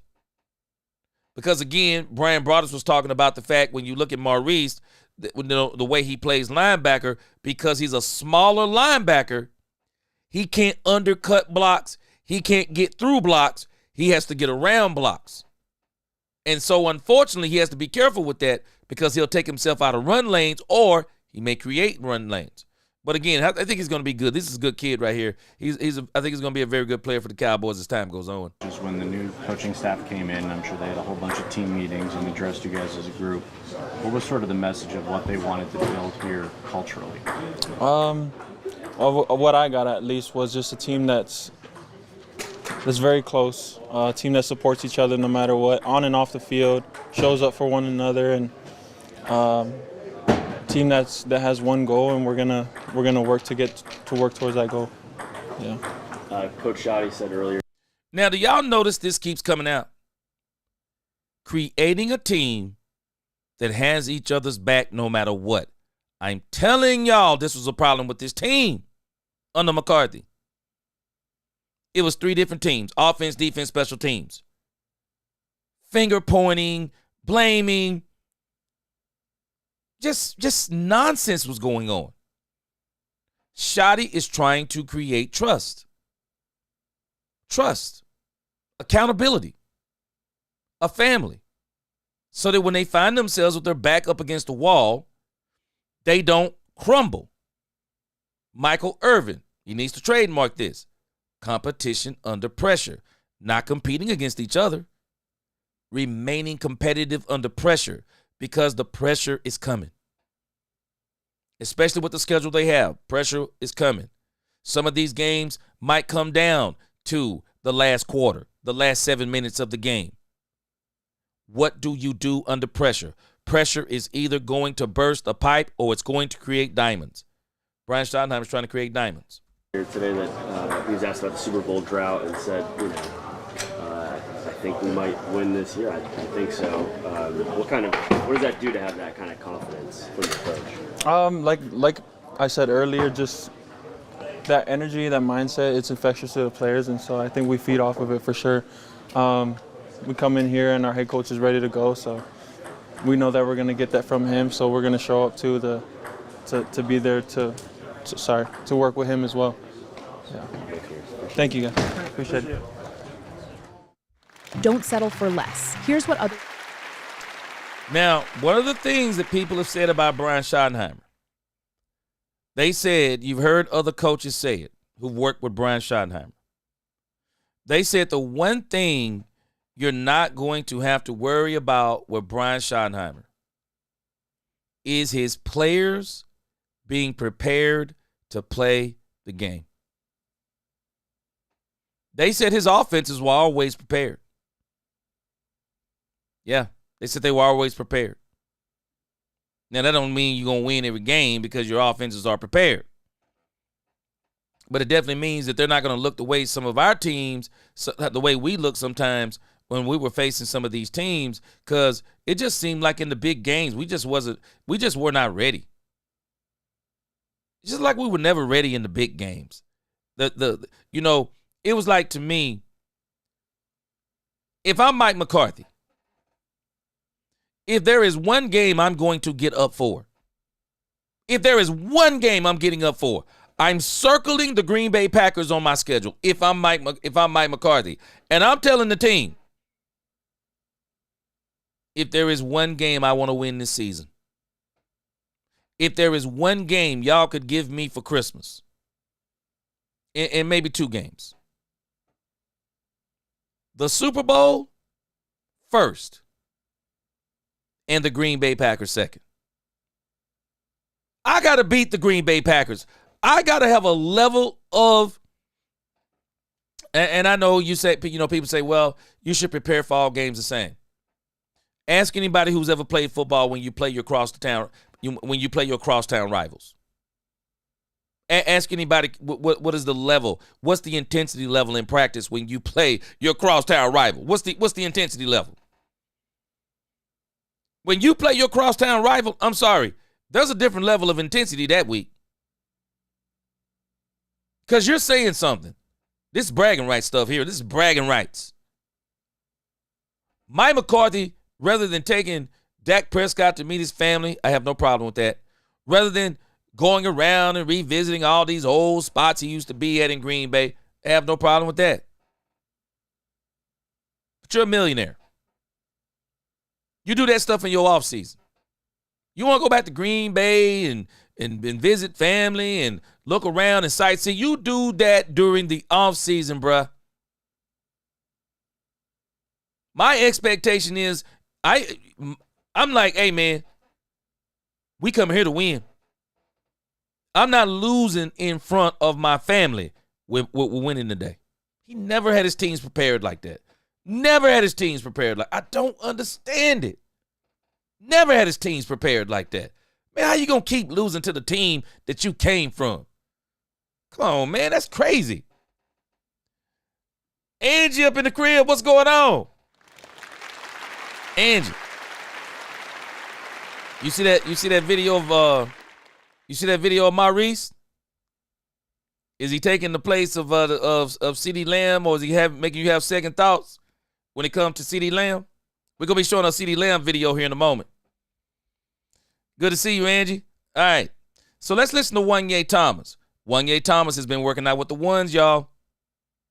Been working out with the ones. I could definitely see somewhere where this man could be him. And the question I'm asking, too, where in the world is Marquise Bell? Excuse me, where's Marquise Bell? I want to know what's going on with Marquise Bell. Ain't nobody talked about it. Where is he? Polk family, what up? Robert M31 in the crib, what up? All right, let's listen to Wanye Thomas. Way to this point, and what are you looking to, take into minicamp, the 3-day minicamp next week? Honestly, coming out, what I'm saying, I can feel a change in like the energy of the team, the shift, like, what I'm saying, we happy to be at practice. Are y'all listening to what the players are all saying? They were here under Mike McCarthy. These are not rookies they're talking to. Y'all all know this. They're all indicting Mike McCarthy. They're indicting how he ran his coaching staff. Guys want to be here. It was a job to him last year. It wasn't fun anymore. It was a job to him. When you don't like your job no more, it's just a job. When you love your job, it's no longer work. It turned to a job for these people. They're all saying the same thing. It's better. That's the bottom line. It's better. Practice, and it's the same energy every day. So we're going to take that in the mini camp and then keep this thing rolling for real. How unique is it what Shotty brings to a practice, even just seeing him during stretch? Man, all I can say really for real is Shotty's a player's coach. And when you got a player's coach, he relates to the players. He has energy. So, yeah. How much do you think it's changed? Wanye Thomas says he's a player's coach. I think Shotty is actually a coach's coach. I think he's a front office coach. I think he's a player's coach. I think he's a fan coach. Brian Schottenheimer, to me, is what you call a franchise coach. He's a franchise coach. If Kellen Moore comes here, I don't think Kellen Moore does I don't think Kellen Moore can do what Brian is doing. I just don't think he can do it. People do not understand how beneficial it is. Some people try to dog this man talking about, why did it take so long for him to be a coach? I do remember he did take his name out of the consideration when they tried to make him a coach early on. But what this man has an advantage of? 26 years of humbleness. His father was a head coach in this league. He's taken notes. He's seen the good, the bad, the ugly. He was able to watch the Cowboys in the building for 2-3 years. Brian Schottenheimer has basically said, I'm going to do as many things right as I can. I'm going to look at so many things that were done wrong, and I'm going to do them right. And if I do them right, the team will be 100% better. And that's what we're seeing. Robert M. in the crib, what's going on with you, man? Good to see you. Yeah, long time no see. What up?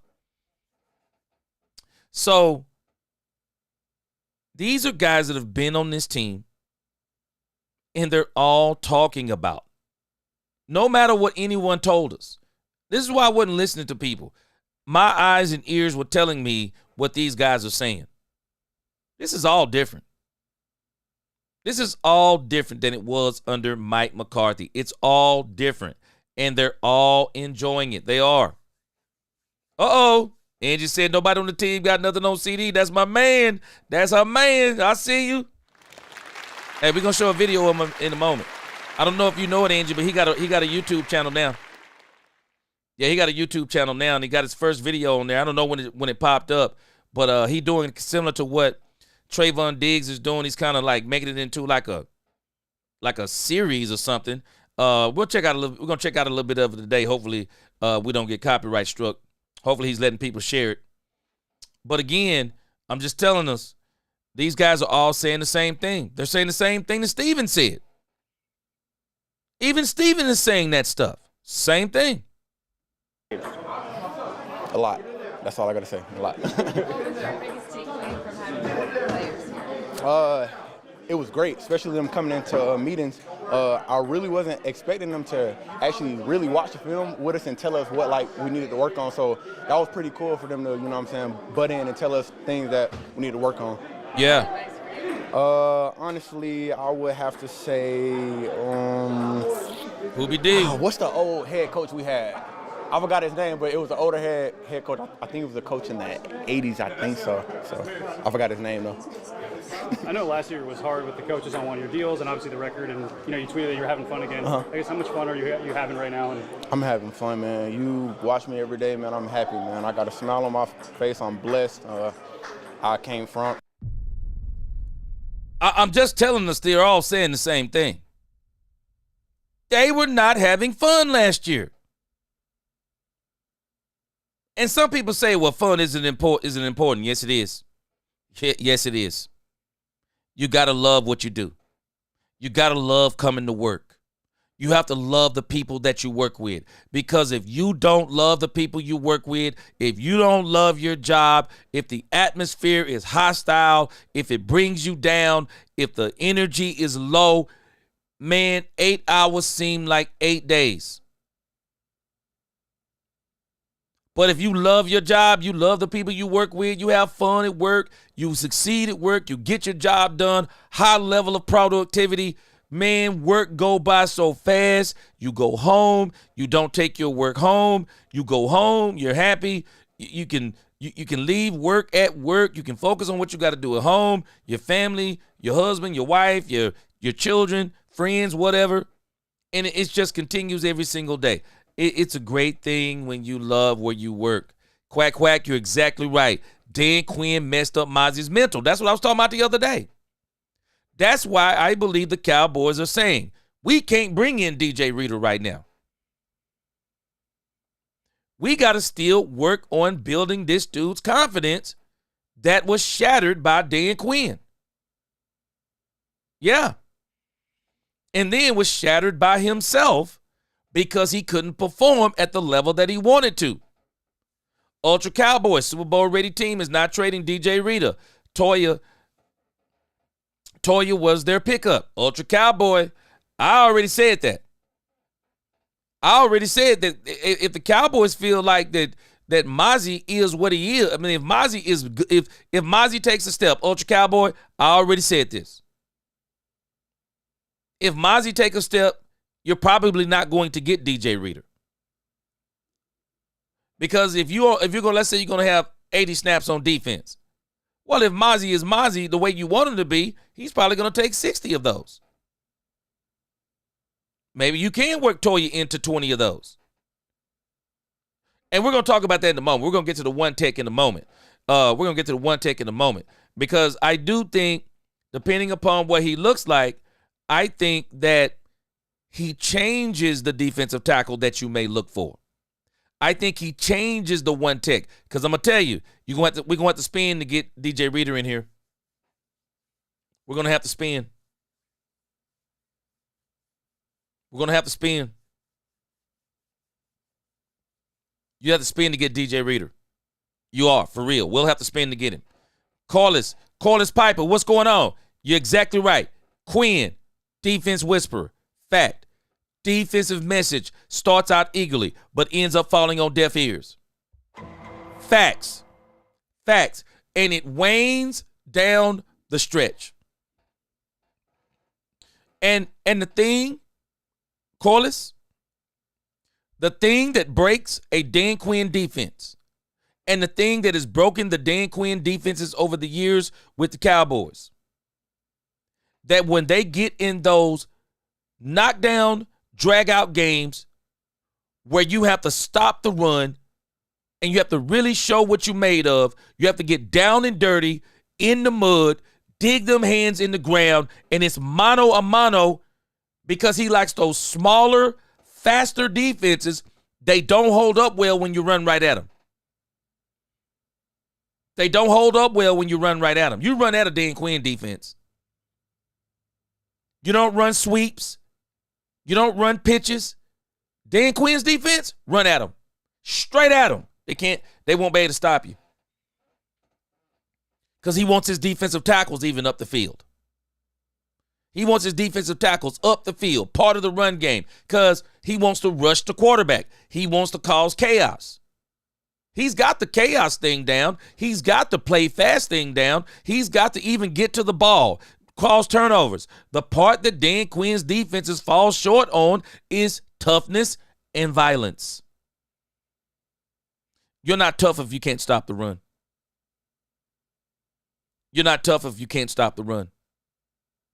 you can't stop the run, it actually sets the tempo for your entire team. It even messes with your own offense. When you can't stop the run, you wear your defense out because they're probably going to get 10 to 14 play drives on you from time to time. They're going to wear your defense out. They're going to demoralize your defense because every time you get your hopes up, there's a 3rd and 1, 3rd and 2. They get the 3rd and 1, 3rd and 2. Your defense is demoralized. Your offense is sitting on the sideline. The best way to beat a team, especially when you got a team like the Dallas Cowboys, especially now with Dak Prescott, CeeDee Lamb, George Pickens, best way to beat that team, keep them on the sideline. When you can run over a team's defense, it demoralizes the whole team.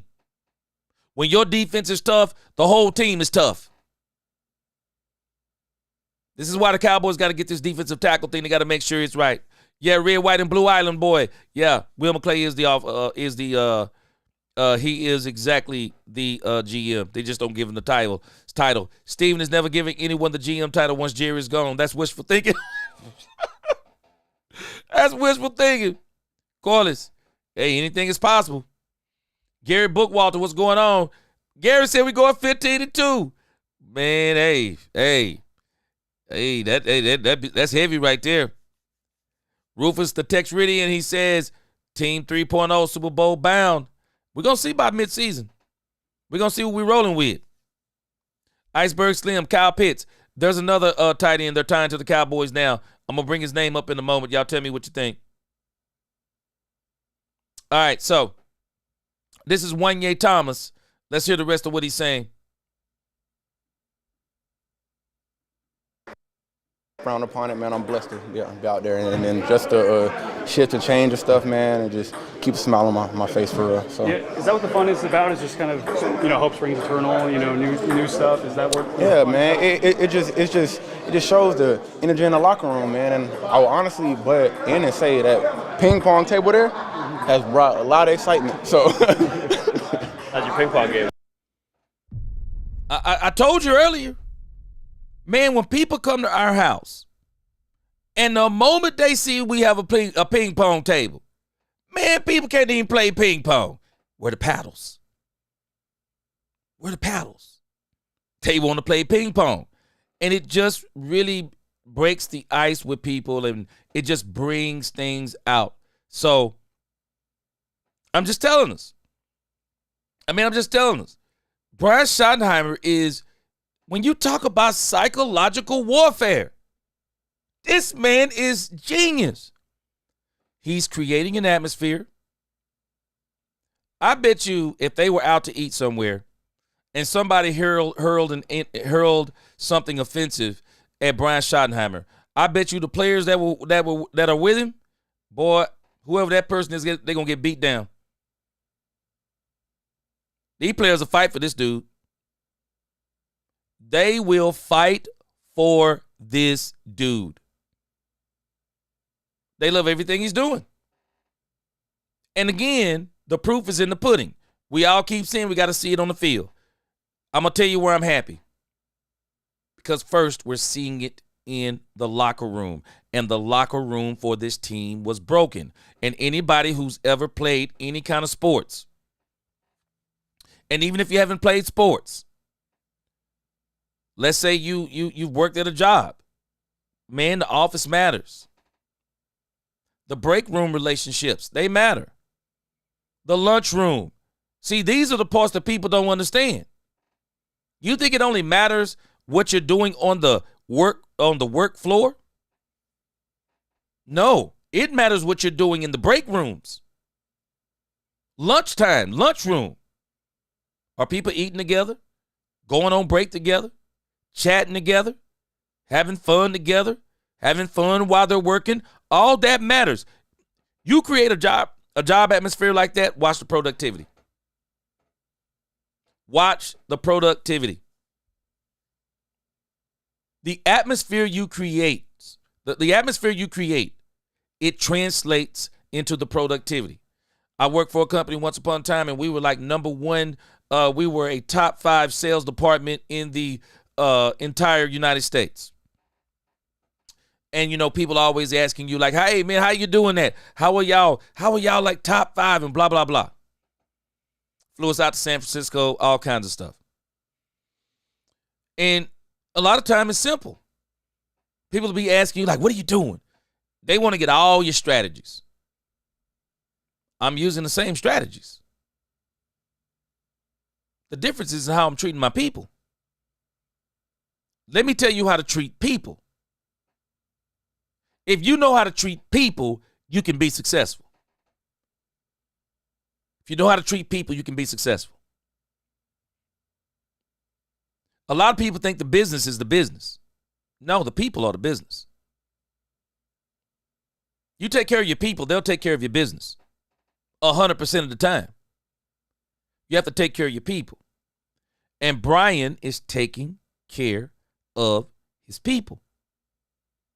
I love what he's doing. He takes care of his people. You have to, man. You have to take care of your people. Wanye Thomas, look at that smile on his face. Man, I'm just telling you, we can officially call this the Brian Schottenheimer effect. The Brian Schottenheimer effect. Timothy Govin up in here. What up with you? Timothy Govin, appreciate that super chat. What's going on with you? Good to see you in the chat. All right, let's check out some more. Check him out. Man, I'm the best in here. The best? Ask him. Top 3. Hating. We always got haters, bro. Oh, you're right. My fault. Second, third. So. Yeah, can you just talk about your versatility, obviously, as a safety, but you've shown what you can do in special teams as well, and then through OTAs. I mean, you're getting some reps at the nickel, the slot. Just talk about your versatility and how that can help you hit the next level going into 25. I really don't mean to sound cocky, but I can play any spot. So it's, you know what I'm saying, just knowing, learning every single spot, and whenever your number's called, you have to be ready, and that's what I take into account. Whenever my number's called, I got to be ready to go in at corner, nickel, safety. So, you know what I'm saying, I just really take that with my game for real. So is that something? You know what other safety for the Cowboys was like this? Darren Woodson. Darren Woodson could play safety, linebacker, slot, cornerback. He played on special teams, and you don't see many defensive starters do this. This dude played on special teams late in his career because he liked it. Because he liked it, man. Wanye Thomas, let me tell you something. It ain't bragging when you're telling the truth. It ain't cocky when you're telling the truth. If you can play every position, you can play every position. That's not bragging. That's not cocky. That's stating a true fact. And if people can't deal with true facts, there's something wrong with them. Man, you better say it. As long as you can do it, say it. You're not bragging. Telling the truth. The 70s fan. I want to be able to run the ball and stop the run. Those two things have killed us in the playoffs. 70s fan. At the end of the day, the thing that Jimmy did that was so vital to the success of the Cowboys in the 90s, and it even carried over after Jimmy was gone for a couple of years. You have got to build an offensive and defensive line. He who controls the line of scrimmage controls the clock, controls the game, and even controls the outcome of the game. You have to be able to control those lines of scrimmage. People do not understand, man. When you can control the line of scrimmage, your offense works differently. Man, when you got the defense, when you got a true defense, your offense come out on the field different. And your offense, when you got a number one defense, boy, the pressure your offense puts on teams. Especially when you got some of the talent the Cowboys have. When you have a defense that stops the other team from scoring, they immediately start sweating. They immediately start sweating, 70s fan. The reason why they start sweating, because if your offense comes out and scores on them, the pressure gets ratcheted up. Why? Because we can't score on them. Because we can't score on them and we can't stop them. Your defense make you move different. Your defense makes you move different. It does. It does. Ultra Cowboy, I think that we're going to see. Let's give Overshown one more year. Overshown's injury last year was a freak accident. He just got rolled up on. And because Ultra Cowboy, he's a smaller linebacker. Him and Maurice, they're smaller linebackers. Dan Quinn would salivate over those two linebackers because they're smaller, slender linebackers. And they got to be careful playing close to the line. See, Maurice is not going to be able to get around blocks. He's just not. He's not going to be able to run through blocks, undercut blocks. He's got to get around blocks. That's going to create run lanes. Demarion Overshown, he's already said this. Demarion Overshown says some of the things that he does, it's not technique. It's athleticism. It's just pure speed. Overshown plays at a different speed. I'm so ready for him to get his time in with this team out here on the field, because if Overshown can get some of that raw talent, if he can get that into some technique, he'll be even more dangerous. But they're smaller linebackers, Ultra Cowboy. So I think the last injury that he got, it was more of a freak accident than anything else. USMC, appreciate that super chat. Yeah, I think it already has. He said the leadership we have can change a player's mentality to believe they can do anything. There it is. Mozzie and Guyton can turn into singing into something special. Yeah. Yeah. And I've already told us, I'm not worried about Tyler Guyton as much. And the reason why I'm not worried about Tyler Guyton is because Tyler Guyton, I believe USMC, and we're going to see what happens this year. But I think Tyler Guyton is out of position. I think he's out of position. He might be better served moving to right tackle. But let's see what happens this year. Let's see what happens this year. Guyton can easily move to right tackle. Tyler Smith, move him to left tackle. Move him to left tackle. Move Cooper Beebe to left guard. I want Brock Hoffman to be a part of what the Cowboys is doing. Move him to center. Tyler Booker at right guard. Tyler Guyton at right tackle. You got yourself a line. You got yourself a line right there. You got yourself a line right there. So I'm not worried about Guyton. I think Guyton's going to be fine. As it applies to the defensive line. The question mark is, again, Mozzie is going to make a step. I mean, history tells us by the third season, these defensive tackles, they typically pop. But we got to also understand, and we really going to have to observe like the Cowboys are. But did Dan Quinn put Mozzie Smith back one season? Did Dan Quinn put him back one season by having him to lose weight?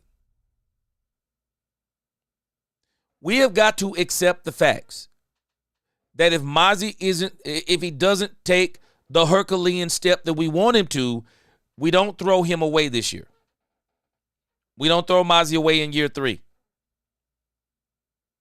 If Mozzie doesn't take the step that we want him to, we help him to understand he needs a little bit more development, but we're still working with him, and he's still a part of the long-term plan. That's when you go out, you get DJ Reader, you sign him to a 3-year deal, which is really going to be a 2-year deal. You pay him because you have to, and you let Mozzie be a part of a rotation with DJ Reader, and you just let him keep coming along, and then he comes along in the 4th season, and then that'll make DJ Reader expendable to let him go after that 2nd season. Because, again, I'm just telling us, man, I don't think we're understanding. Dan Quinn, and I don't think Dan did it maliciously, but I really do believe that Dan Quinn damaged Mozzie Smith. I think he damaged him. I think he damaged him mentally. And it's not, when you're talking about a young cat, you don't have to worry about the ability going first. The thing with a young cat you're worried with is his mental game disappearing first. Because if his mental game disappears, what do? Mozzie's doesn't seem to be confident mentally. So the Cowboys, I believe, I think they're really talking about this, and I think they're being very careful of how they're going to really proceed with Mozzie. Let's see what Mozzie does, though. I think Mozzie's going to take a step. The only question is how big is the step? Something if the Cowboys kind of ask you in spots or however they choose to do so, if they ask you to step in the slot, is that something that the relationship that you have with Jordan, can you reach out and kind of pick his brain? Yeah, definitely, man. Whatever my coach tells me the week that he needs me to play, I'm there and ready for it. So yeah.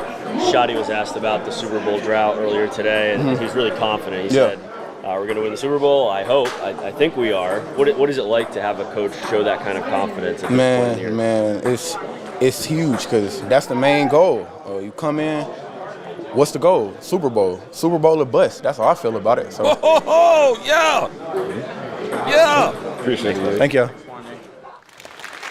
That's what I'm talking about. Yeah, put that in their mind. Super Bowl or bust. Put it in their mind. And I like the fact that Brian Schottenheimer is saying something. Hey, man, we can defy history. We can defy history. I can be that rookie coach that wins the Super Bowl, if y'all are with me. Hey, I love that kind of talk. Wanye Thomas, hey, man, I would love for that guy to play in the nickel. Whoa. Playing him in the nickel? Man, you're talking about a bigger slot defender? A bigger slot defender and somebody that can hit. Not that Jordan Lewis couldn't hit. Jordan was a beast.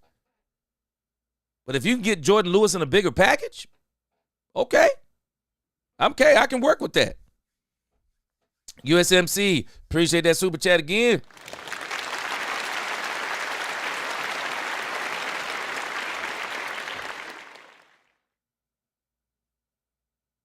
Oh, okay. You said just make the move of just moving Smith. Okay, wait. If we had Smith at left tackle, Awesome Richards, you're saying at left guard, Guyton backup swing tackle, and everyone stays from the right tackle. Well, yeah, that sounds good. But the issue is, USMC, we don't know what Terrence Steele going to be either. Terrence Steele was not playing so well either last year. He wasn't playing so well. So, with his salary and the fact that you could make him a post-June 1st cut and you can save some money with some of these players that you're going to have to sign, and you've already committed a first-round pick to Tyler Guyton, knowing that full well it seems that, some people are even saying that right tackle is more of his natural position. Save the money. Save the money. Trade Terrence Steele. Save the money. Move Guyton. Yeah, I would make the move with Guyton because you've already committed a first rounder to him, and you ain't putting him as a back. At least the Joneses are not letting this man be a. I don't think they're gonna let him be a backup. I think their plan is they're gonna make sure this dude is either gonna be make or broke. So, yeah, I think he's gonna be on the field regardless. Marvin Jones in the crib, he said Mike made too many excuses. Facts. No. Wait a minute, what else Cowboys say? He said, you have a better chance of a leprechaun popping out of your Lucky Charms and Overshow staying healthy. Ultra Cowboy. Let's give him one more season, though. Let's give him one more season. Last year was man, that was like a freak injury right there. That was a freak injury. Absolutely. A freak injury. 70s fan said at the 49ers, G. Okay, tell me what you're talking about on that part. Okay, wait, right here. Okay, beat the 49ers and the Packers. Oh, yeah. I got what you're saying now. Beat the 49ers and the Packers because they embarrass us the most time and time. Angie, I don't understand how you couldn't get up for those two games. I don't understand how you – if there is any game that Mike McCarthy should have been able to win is the Green Bay games. I'd have fired this man on principle. I'd have fired this man on principle. Man, you can't beat your former team. Man, I can't deal with you on this. And how many times are we going to get beat by these doggone, how many times are we going to get beat by the doggone 49ers? Eddie says, what? She said, what CD YouTube name? I'm trying to see something. I think it's just up on the CD. I think that's what it's under. I came across it. I'm going to see if I can pull it back up here in just a moment because we're going to get to it right after we get to the one tech options. So we'll pull it up. I'm going to pull it up for us. Johnny Blue, what up? Good to see you, Johnny Blue. Alfonso, he says Dallas has been very soft. Yeah. And Alfonso, when you can't stop the run, that makes your whole team soft. Your whole team soft if your defense is soft. Your whole team is soft. Unless you can put, and even if you can put up mega points, you better put up mega points. And you better not have a game in the playoffs where you can't put up mega points or you're done. Your defense dictates your toughness. It dictates your toughness. And that is one of the reasons why, even with Mike McCarthy, that's why his teams, even with Dan Quinn, that's why Dan Quinn's teams have not succeeded.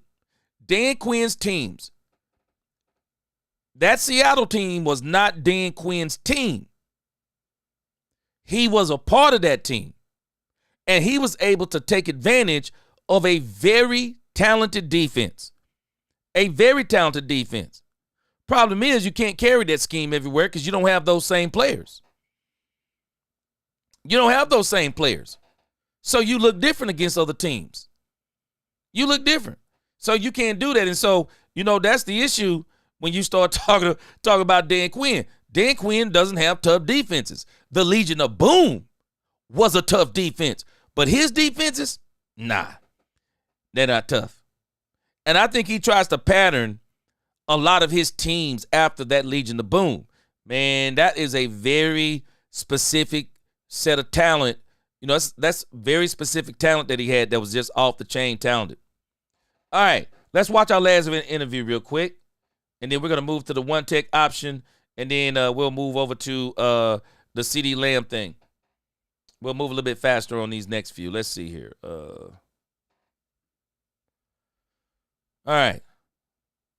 Let's move over to fan favorite, Deuce Vaughn. I'm very interested to hear what he has to say because when I'm going to talk about OTA takeaways, and I got some words about Deuce Vaughn. We believe education. Got some words about Deuce Vaughn. Y'all tell me what you think in the chat. All right, let's see what we're working with here. Yeah.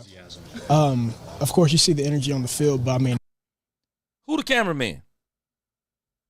Can y'all help me out? Who the cameraman right now? This what we doing? Come on, cameraman. Cameraman come on, cameraman. It's every single day when you come into the building with Coach Shoddy and then, of course, all the coaches as well, man. It really energizes us. It makes us as players really excited to come into the building every single day and put in the work and understand that, we get to play this game that we've loved since we were a little kid. What's good, the basement dump boys? all types of energy onto us, and it really feels good whenever you're able to go out to practice and, you're jumping around, you listen to music, you're with your guys, and that's really the brotherhood we're trying to build, so it's really huge. Being on the Why are they all saying this? Why are they all saying this? They're all saying the same thing without saying it. It wasn't fun last year.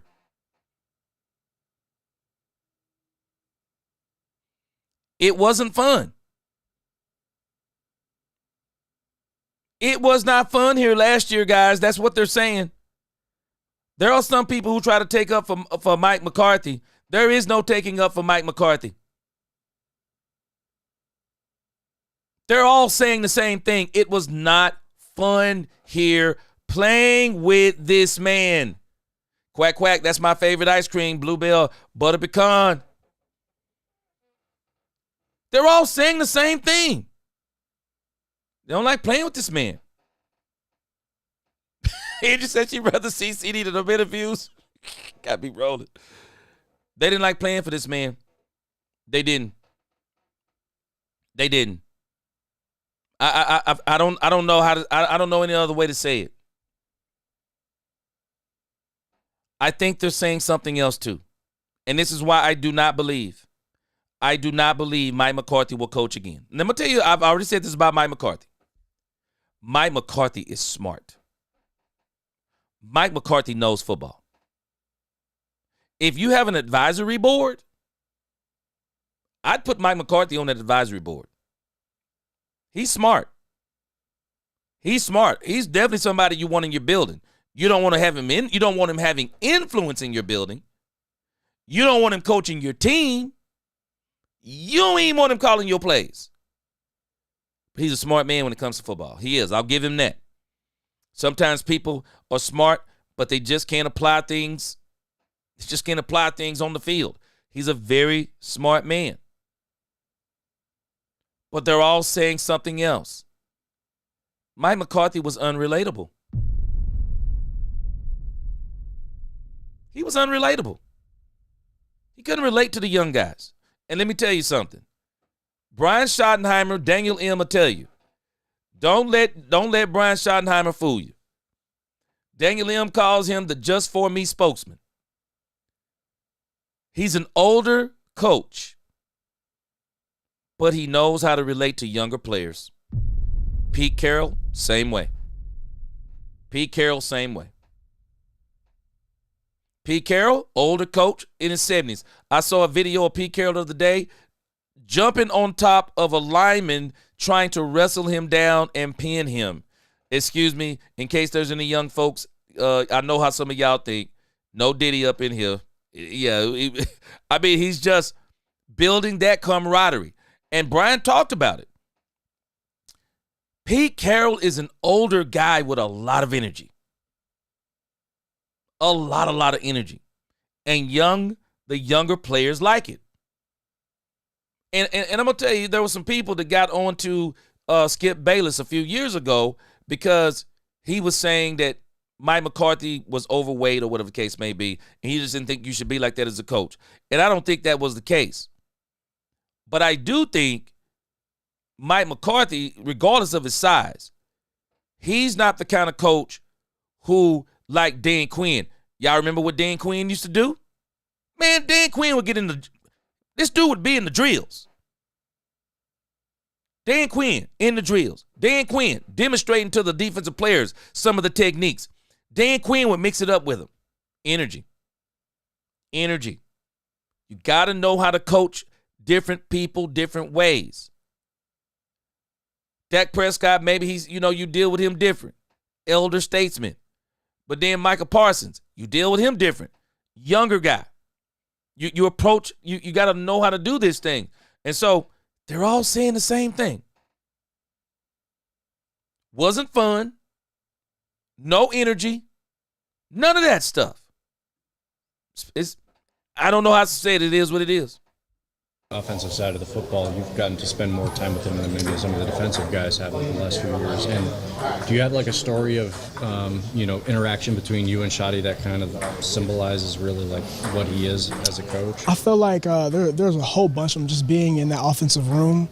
Man, we have offensive meetings every single morning, and the energy that he brings inside that from just the immediate, as soon as we get to going, even the team meetings this year, man, we've implemented the basketball into our team meetings and stuff like that. And just for the now going into my third year, him being the offensive coordinator, his lights always shine through. And I have just a whole bunch of stories that I could tell, but man, just understanding that the way that he goes about on the football field inside this building might be even more. Let me just follow up on that.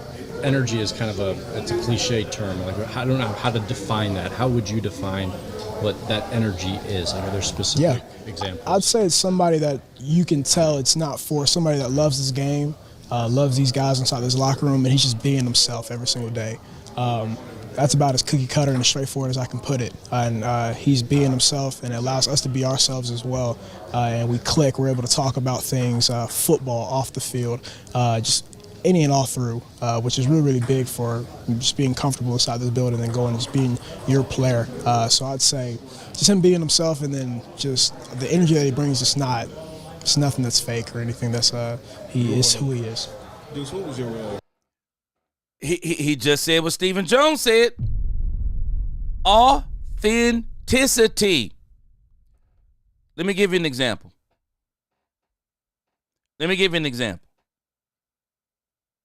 USMC, come back and make this statement you just made about we can't afford it.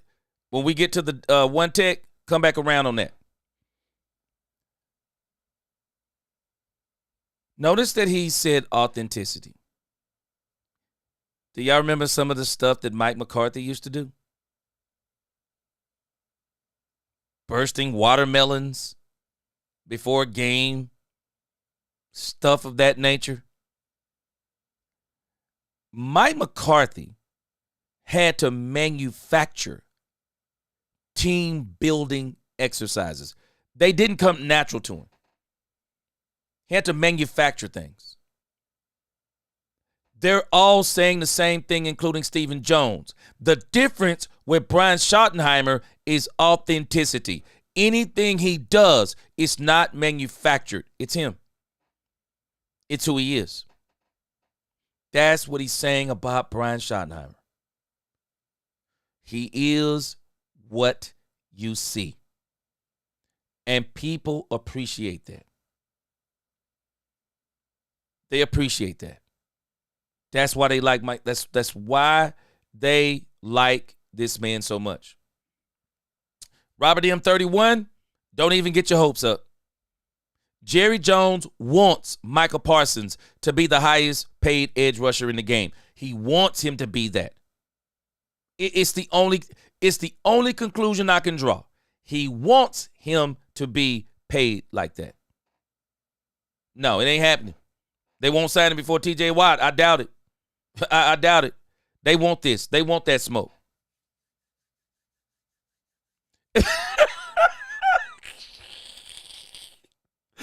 And he said, you tell us, start RB1, you yourself can run through Quinn defense.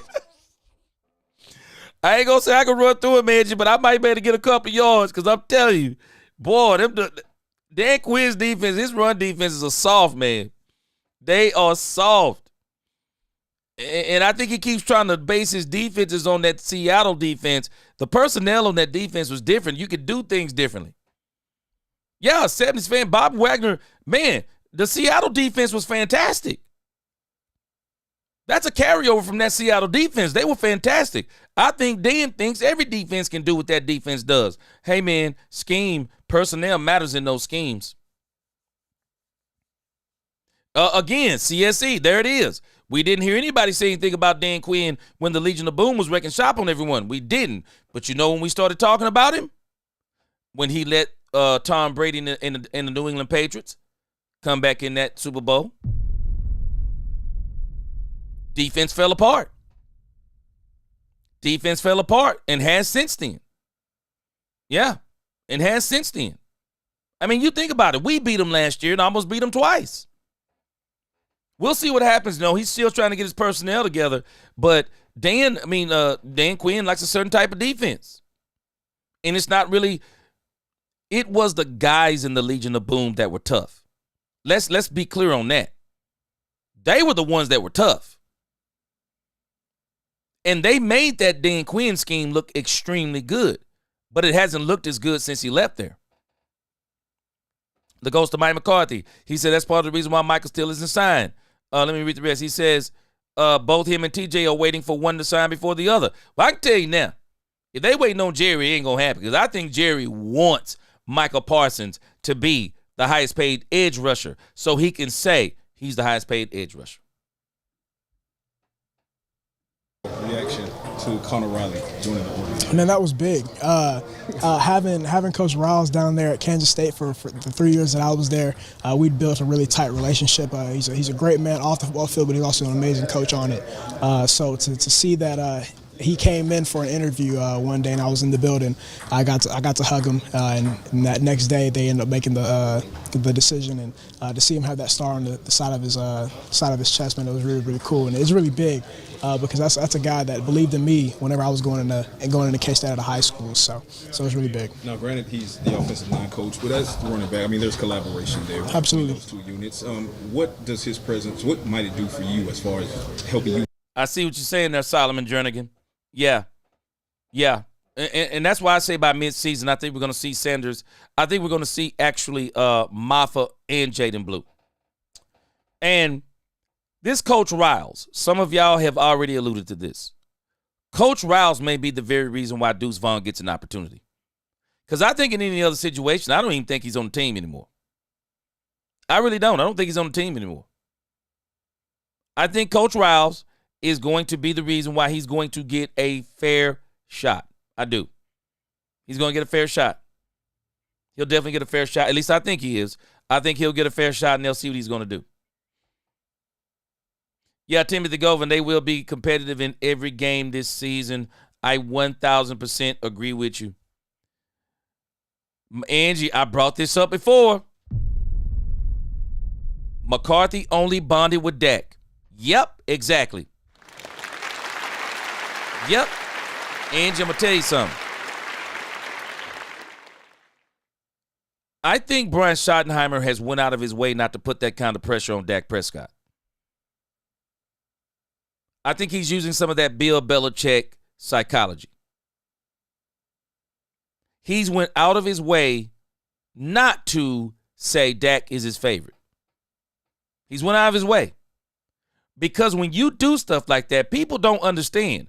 That causes people on the team to have animosity towards your player. This is one of the reasons why I never liked the fact when Michael Parsons was running around calling Jerry Jones his dog and this and that and the other. And I'm like, wait a minute, man. You are part of us. We don't want you up in here talking about Jerry, your dog. No, we are the ones out in these trenches. We're the ones in this locker room. And it's not that you don't like Jerry, because we all love Jerry. But there's a certain level of camaraderie between the guys in the locker room.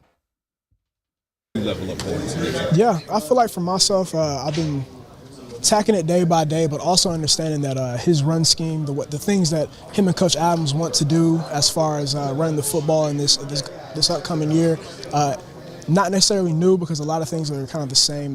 Nuances are just a little bit different, but the terminology, being able to hear it from somebody that you've heard it for now 3-4 years is really, really big, and just having that relationship that I can go and ask him questions about anything just up front. You know how big that is for a running back and a running game, so it's really big, that familiarity. Question about sort of coaching football today versus maybe 20, 30 years ago, and just how athletes are a bit different and need to be coached a different way. Your dad's been around the game for a while. Have you ever talked to him about that? Like, players are a bit different now and need to be coached a different way than maybe in the 90s or 80s? Not necessarily. One of the cool things about my dad being a coach whenever I was growing up is I got to sit in some of those meeting rooms as far as seeing how he coached, and things are different now. I feel like the game has evolved a little bit more than say 10, 15 years ago even. We play a different type of football game. There are a lot of athletes all over the football field, but one of the things that Coach Schottenheimer says is players over plays. He wants to put his players in position to be successful rather than just kind of putting guys into certain places for plays. Like, we want to dive into your strengths, and we want to let you go play. So that's huge. I'd say that evolution over the years is definitely one of the things that you've seen is guys being put into good situations and good, positions to be successful, and just letting them go and play. So that's been big. Gotcha. There's a few new faces in the running back room. Just what have you made of the two rookies and what you've been most impressed with? And as still a young guy, I'm a person that whenever I came in, I could see it in their eyes that they want to be better. They want to learn this offense as quickly as possible. They want to be on the field. They want to go play. They want to be fast, which I have a lot of respect for, because that's what a good football player wants to be. And then the two veteran guys, Javonte and Miles, man, they've been huge. When we talk about the energy and that brotherhood, man, they dive right in and they fit, and that's been huge to talk about my experiences throughout the league and then their experiences as well. So people to bounce ideas off of, and two talented backs that not only I'm excited to work next to, but man, we can come out here and be on the field every single day, so it's huge. Yeah, for sure. Who's coming in the driveway? Yep. Angie, I had brought this up before, and I think it's a great point. Angie says, G, you saying that makes me think Dak and Shotty had a deep conversation about the stress of having that burden. Okay, let me finish reading the rest. Of having that burden or a Shotty Pete game. Yeah. If you notice, because I paid attention to this, and I thought it was at first I was like, okay, maybe I'm just imagining this. But Brian Schottenheimer, if you notice, he goes, it's like he never overtalks Dak. He never talks him up too much. He never does those type of things. And I'm telling us, Angie, that week when Dak was bragging about he went to go meet Mike's family, I was like, wow, okay. That's a cool relationship to have. But I also understand how that makes other teammates feel sometimes. Man, teams are very finicky. I don't care if it's football, basketball, anything. People are finicky about how you treat players. And if you mess around and start running around talking about somebody's your favorite, I know this is having 4 sons. You mess around and start calling one of your sons your favorite son. You watch what happens. Them other 3 sons, they'll get somewhere and start talking crazy. I don't know why he the favorite. They'll be taking out on the favorite son the decision that you made. That's why you don't want to ever say stuff like that. Because people feel some type of way. No, people don't like when people are respecter of person. And it don't mean that you can't, sometimes there are certain people you feel more comfortable with in certain situations. But you also got to be very good at managing that so that you don't create animosity on your own team towards one of your teammates. Yeah. Angie, I think this is by design that this has been happening. Appreciate that super chat. All right, guys, I found a very interesting article that I think y'all are going to find to be, and I'm going to put this down in the chat.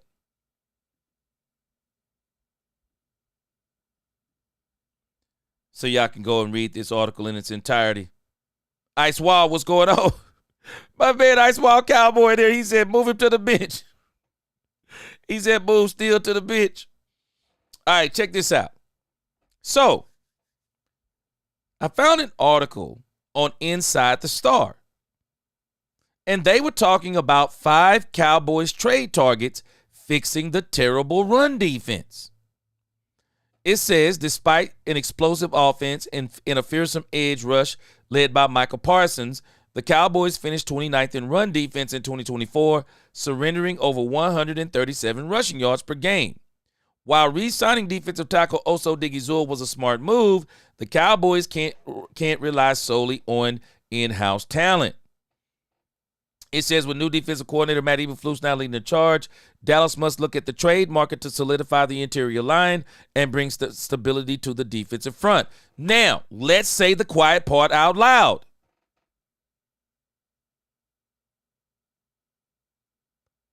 Mozzie Smith.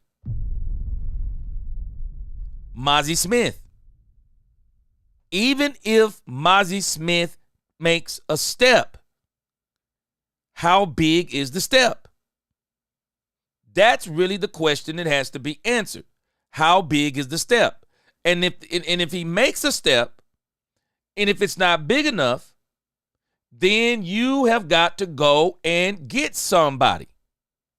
And so, now Daniel Lim, you said you've seen this. So, let me show you how I'm looking at this. If Mozzie takes a step, then who you may get on this list is different.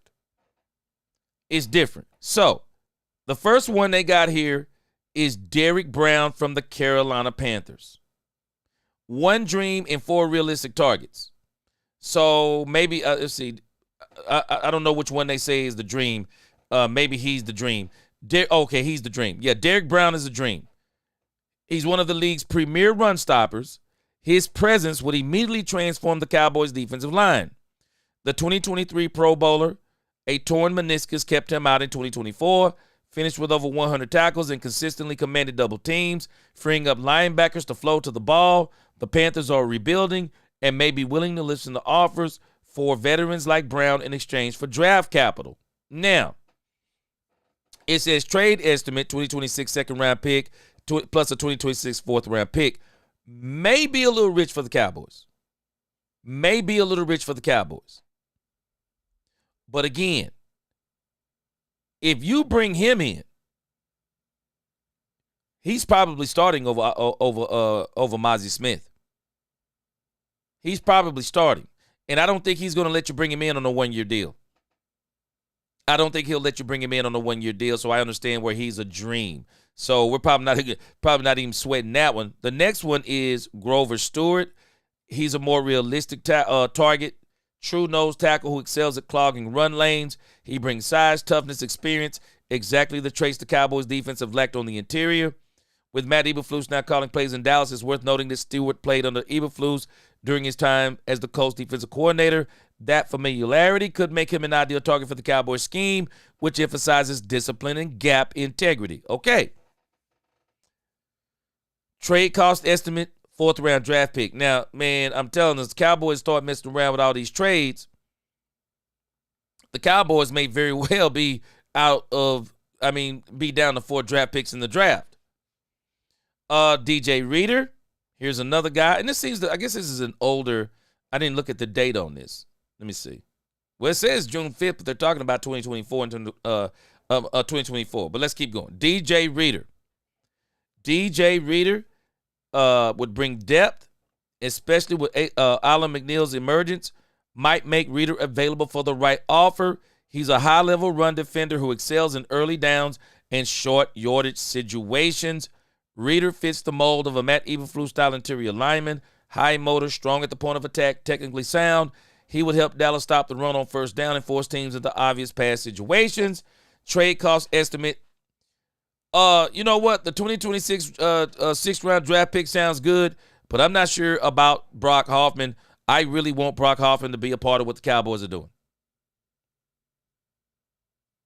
Then they got on here David Onyemata, Atlanta Falcons, is a realistic trade target after a down year in Atlanta. He was pegged as a cut candidate, but the player cut was Grady Jarrett. Atlanta's in rebuild mode, they're talking about.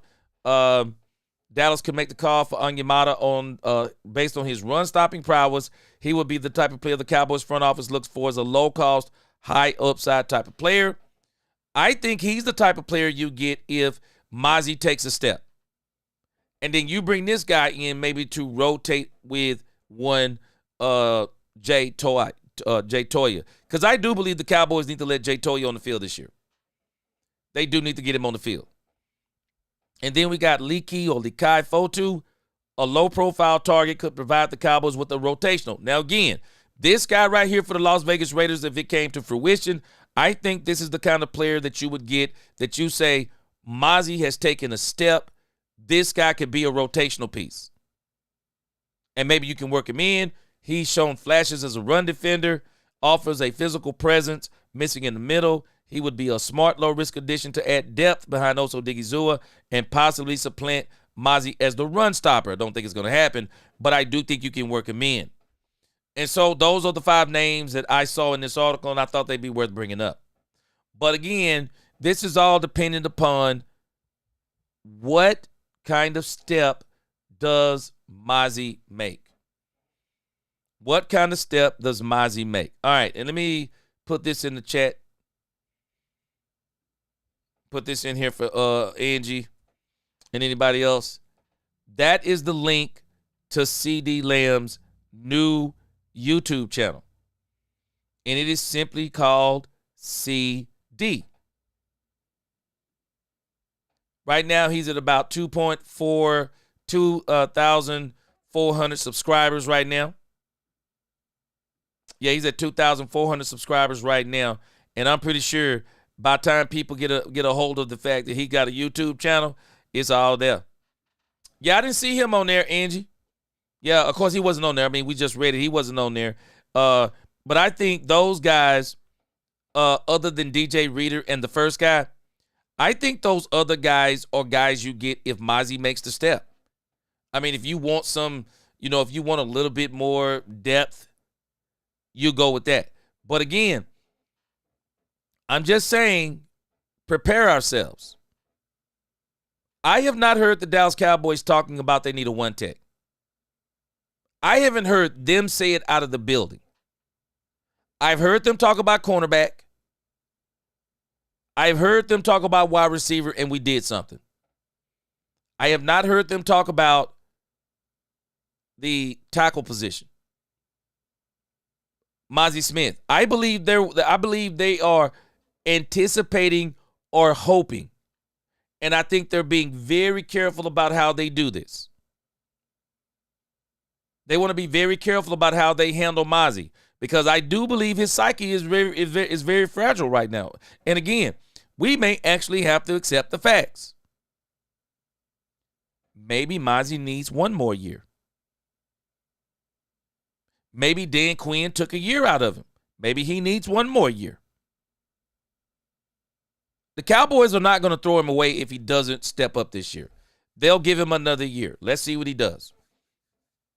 Daniel M., he says, out of the targets we mentioned, Reader makes the most sense. Yeah, I agree. And I'll tell you why he makes the most sense. Let me read what you said. I can understand why we don't want to trade away Hoffman. Yeah, I don't want to get rid of Hoffman. A sixth rounder, I'm all in. Yeah, I'm all in on the sixth rounder too. I think Daniel M., the reason why Daniel Reader makes sense is exactly what I explained before. DJ Reader makes sense to me because Dan Quinn may have set him back a season. And if Dan Quinn set him back a season, well, go ahead and bring in DJ Reader. And then let's keep developing him in year 3. Develop him in year 3. And then just keep working him in year 3, year 4, he breaks out. And then in his contract year, you can just go ahead and let go of DJ Reader. He's older anyway. I think he's 31, whatever the case may be. Or even if you don't let him go, you just continue to let him be in the rotation, but you give more of the snaps to Mazi as he earns them. Yeah, DJ Reader would definitely make sense. I've said it before. I'll say it again. I think DJ Reader is a championship move. I think DJ Reader would be another championship move for the Cowboys. I really do. Goes to Mike McCarthy. He said, I don't get it on Madden. I'm able to bring in Reader, Ramsey, and even Tyreek. Why is it? He said, why is it so hard for Jerry Stevens to do this in real life? Because you the GM in Madden, and Jerry them said they ain't trying to spend that money yet. Superstar, he said, we have to keep the pressure on the front office, G. They hear and read what we're talking about. I think they're hearing, but Superstar, let me tell you why I'm confident. I think they have a plan. I think they have a plan. I've been saying this the whole time, and it's coming to fruition. I trust Stephen Jones. They have a plan. Stephen Jones is still going to do Stephen Jones things. He's still going to try to find the bargain. He's still going to try to make sure that he doesn't hurt the Cowboys financially.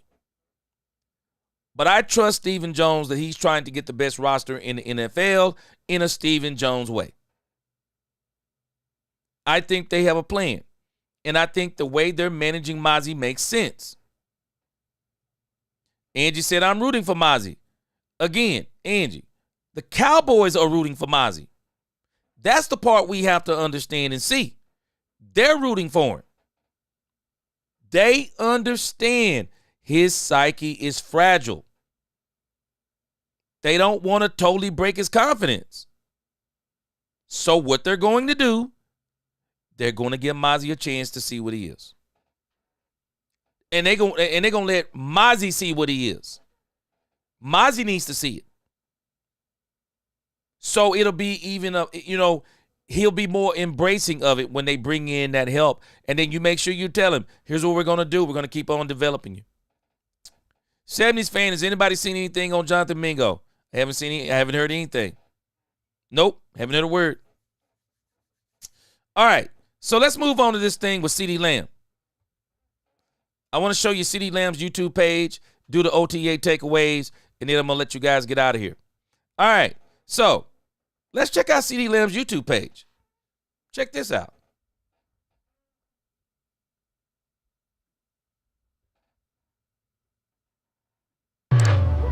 I just know what I bring to the table, and confidence is definitely bliss. Like, it's a real thing, and it's beautiful, and I can do what I think I can do, so.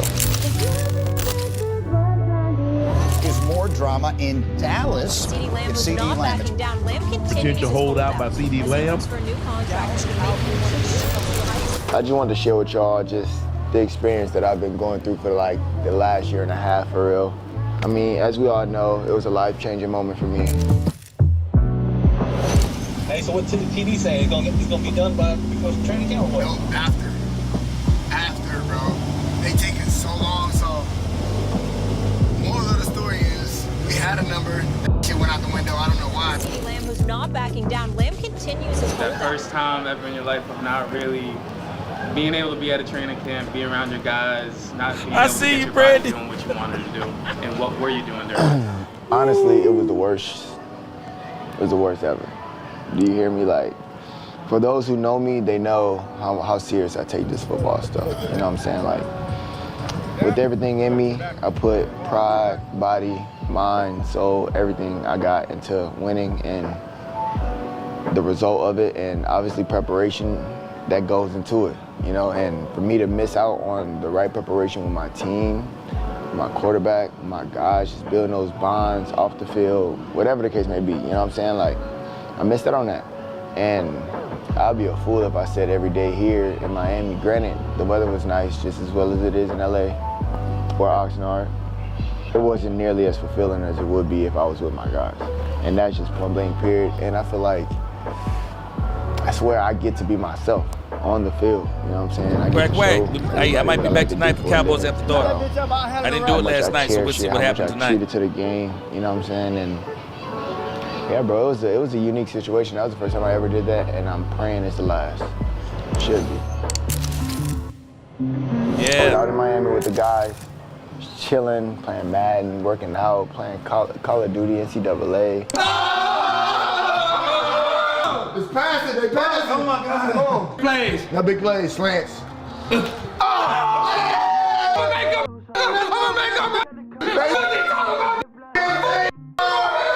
Man, get the fuck out of my face, smacking. Not that good, I just had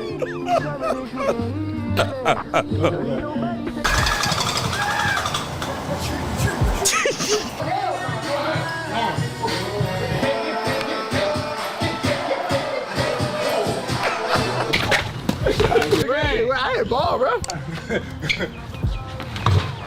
But you just want to do even trade? Even trade, nothing, no more, no less. See, now you're trying to get me. Give me Burns. Let's talk Burns. I need the 18 pick. You can have it. It's yours.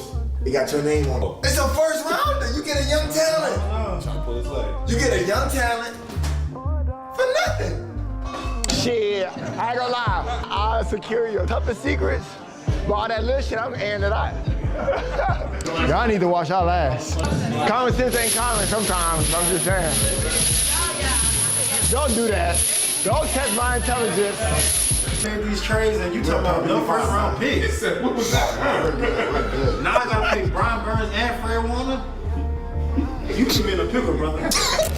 And he said you see me in the passenger seat. Trying to get my mind off the like what I'm really going through. You know what I'm saying? Because for us, NFL players, everything is always expected to be good because we got to do what we love every day, and we have X amount of dollars, and you know, a lot of people would expect our lives to be phenomenal. Mozzie, without a doubt, superstar. Granted, most days are better than others, but Mozzie, without a doubt. There's some days where it ain't real. Like, you just can't believe it's you going through it, and the last year was definitely that for me. CD came out and gave the LOL, and there was 155,000 likes on Twitter with him just saying LOL, and the clip was viewed 13 million times. All right, guys. Hey, that was about 4 minutes, Angie. I put that link down in the chat so y'all can check out CD Lamb's YouTube page. Y'all make sure y'all go and subscribe to it. That looks really good. That looks really good. I'm gonna be checking this one out. I am definitely going to be checking this out. I love to see this kind of stuff, man. That is absolutely awesome. Looking forward to watching the rest of that. All right, so let's check out this last part right here. OTA takeaways. And let me see. Let me see if it's what I want to use here real quick. Let's see. I think I saw them talking about this on 105.3 The Fan, but I've actually made a list based on everything I've heard. I've made a list of the winners and the losers of the Cowboys OTAs. Let me make sure. I don't think they have anything that maybe I want to look at here. Okay.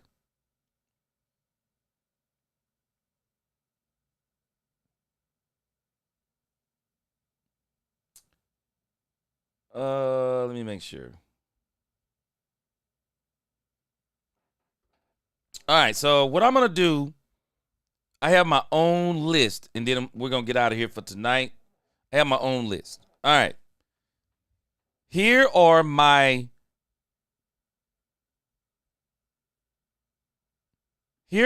winners and losers for this year's OTAs. Y'all tell me what you think. All right, let me bring this over here. Winners and losers of this year's OTAs.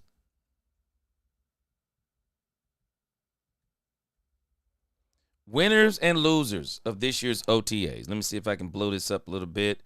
It's just a simple list.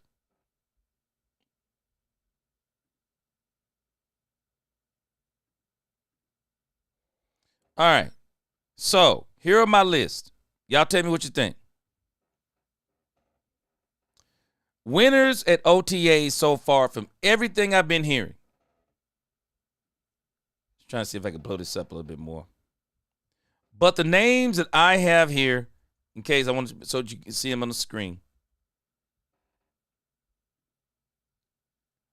The winners of OTAs to me have been Kaiir Elam. Kaiir Elam has been a winner in this year's OTAs. And the reason why I have Kaiir Elam down as a winner is because they've been talking about him. They've been making a point to talk about Kaiir Elam.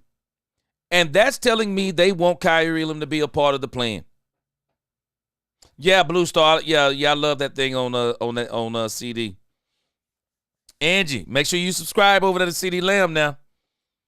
Make sure you subscribe. Again, Kaiir Elam. Kaiir Elam is a big winner.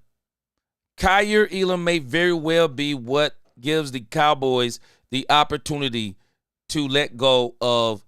Well, I think they already want to do it, but I think Trayvon Diggs is going to influence. Kaiir Elam is going to influence him to do it even more. Another winner, Matt. Wait a minute, and I don't even think his name is Matt, and then I misspelled that. Hold on a second. I think his name is Jack Sanborn. Jack Sanborn and Keith Murray at linebacker, big time winners. Big time winners. I do believe that they are probably going to be they're going to probably be a major force on this Cowboys defense. Another major winner in the OTAs, Dak Prescott. Dak Prescott has been, a lot of people aren't talking about it, but Dak has been incredible. The fact that Dak is already back, the way he's moving, the energy, the command that he's having on this team still, man, Dak is an OTA winner. The fact that he's been cleared for everything except for contact, which he wasn't going to get any contact anyway. Dak Prescott being at training camp, being a participant in every single thing. Dak Prescott's a winner of this OTAs. Wanye Thomas showing his versatility, showing his worth. There is a long-term spot on this team for Wanye Thomas. I'm actually hoping Wanye Thomas is the one that steps up and either becomes. I would like to see Wanye Thomas and Marquise Bell be our safeties.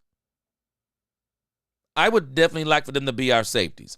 Or Marquise Bell being one of the safeties and Wanye Thomas working his way into that nickelback position. But I think Wanye Thomas, big-time winner in this thing. Tyler Booker. Huge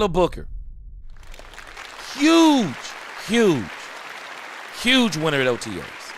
Doing a lot of work with the ones, impressing the coaching staff. So many things with Tyler Booker.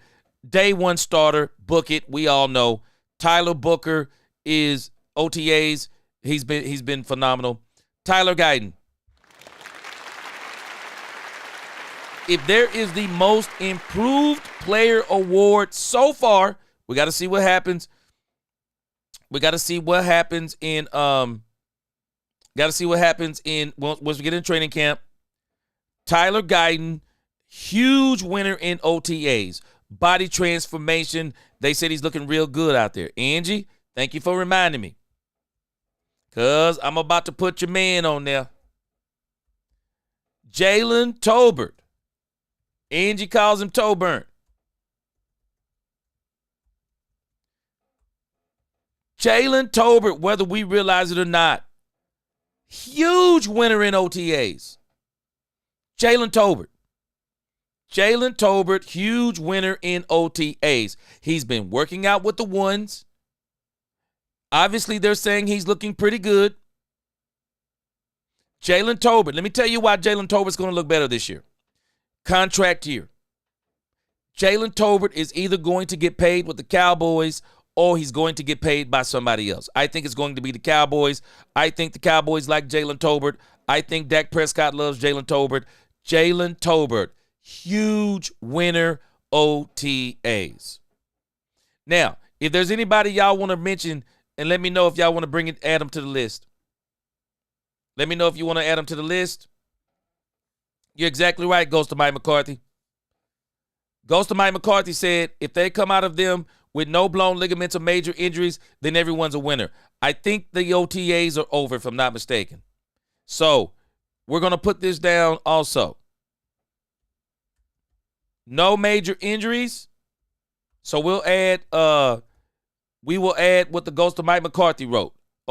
Yeah, no major injuries. The team wins. That's another, you're right. That's another big one from OTAs. That's a huge win. 70s fan. G put Milton on there too. They talk about him a lot. Let me tell you something. Angie, I got a note on my pad right now. I'm gonna give you a preview, Angie. When I start working on my ideas for videos. And I got on this video, Angie, 3 Cowboy storylines we should not let worry us nor talk about. 3 Cowboy storylines that we shouldn't let worry us. Number 1, the defensive tackle one tech position. I think the Cowboys have a plan. I don't think the Cowboys, if Mozzie isn't up to par, I don't think the Cowboys are going to run with Mozzie by himself. Y'all just stay patient. Don't fear. The Cowboys are not going to do it. Angie, number 2, Parsons' contract. I'm not going to do a lot of talking about it. I don't think we need to worry about it.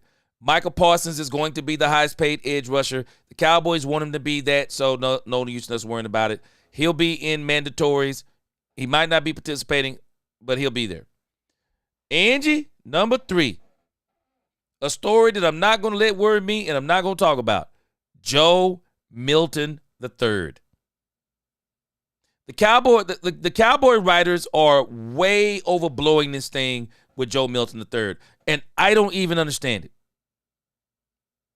He's the backup quarterback, and they're talking about him more than they're talking about the quarterback who is having a phenomenal camp. A phenomenal camp. But again, if you want to put him on there. Now, I'm going to tell you why I think that he could be listed as a loser in OTAs, even though I could see where people would say he's a winner in OTAs. I'm going to tell you something. I believe Joe Milton and his team came here thinking that Dak Prescott wasn't going to be healthy. I do think they came here with that understanding. And so Joe Milton may actually turn out to be a loser in some ways. Because I'm telling us, if Dak Prescott is healthy, training camp is the last we're going to see of him. Last we're going to see of him. Yeah, Daniel Lim. Yeah, but he's been at that athleticism. He's been able to turn those flips. I just think they're giving way too much press to this thing with Joe Milton III. And if you look around the media, we're the ones doing it. Nobody else is doing it. I don't understand us with this thing with Joe Milton III, with our local media. I don't understand it. I'm sorry. He's the backup quarterback. When are we going to learn? We did the same stuff with Trey Lance. When are we going to learn? But again, I'll put Dan Quinn up there. Oh, yeah, for sure. Yeah, them quads look more defined, don't they, Angie? For sure. For sure. So these are the ones that I have down as winners. I put Jalen Tolbert. I'm putting Joe Milton since I put Jalen Tolbert. I'm going to give Angie Joe Milton the third. I guess with all the press, you're right. They are talking about him, Angie, where he may win. And I still say, Angie, he looks if he winds up looking good in training camp in the preseason, you never know. Some team could come offering the Cowboys a first or a second for him. You never know. Not sure if the Cowboys would cut him loose, but you just never know. All right. Yeah, it's good to see Dak slim down, but coming off his second major injury, I want to see him be able to be mobile at times. Well, it looks like he's moving around. And they said he's moving around very well.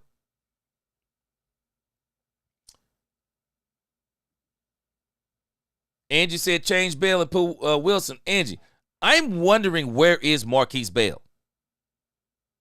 I'm wondering where he is.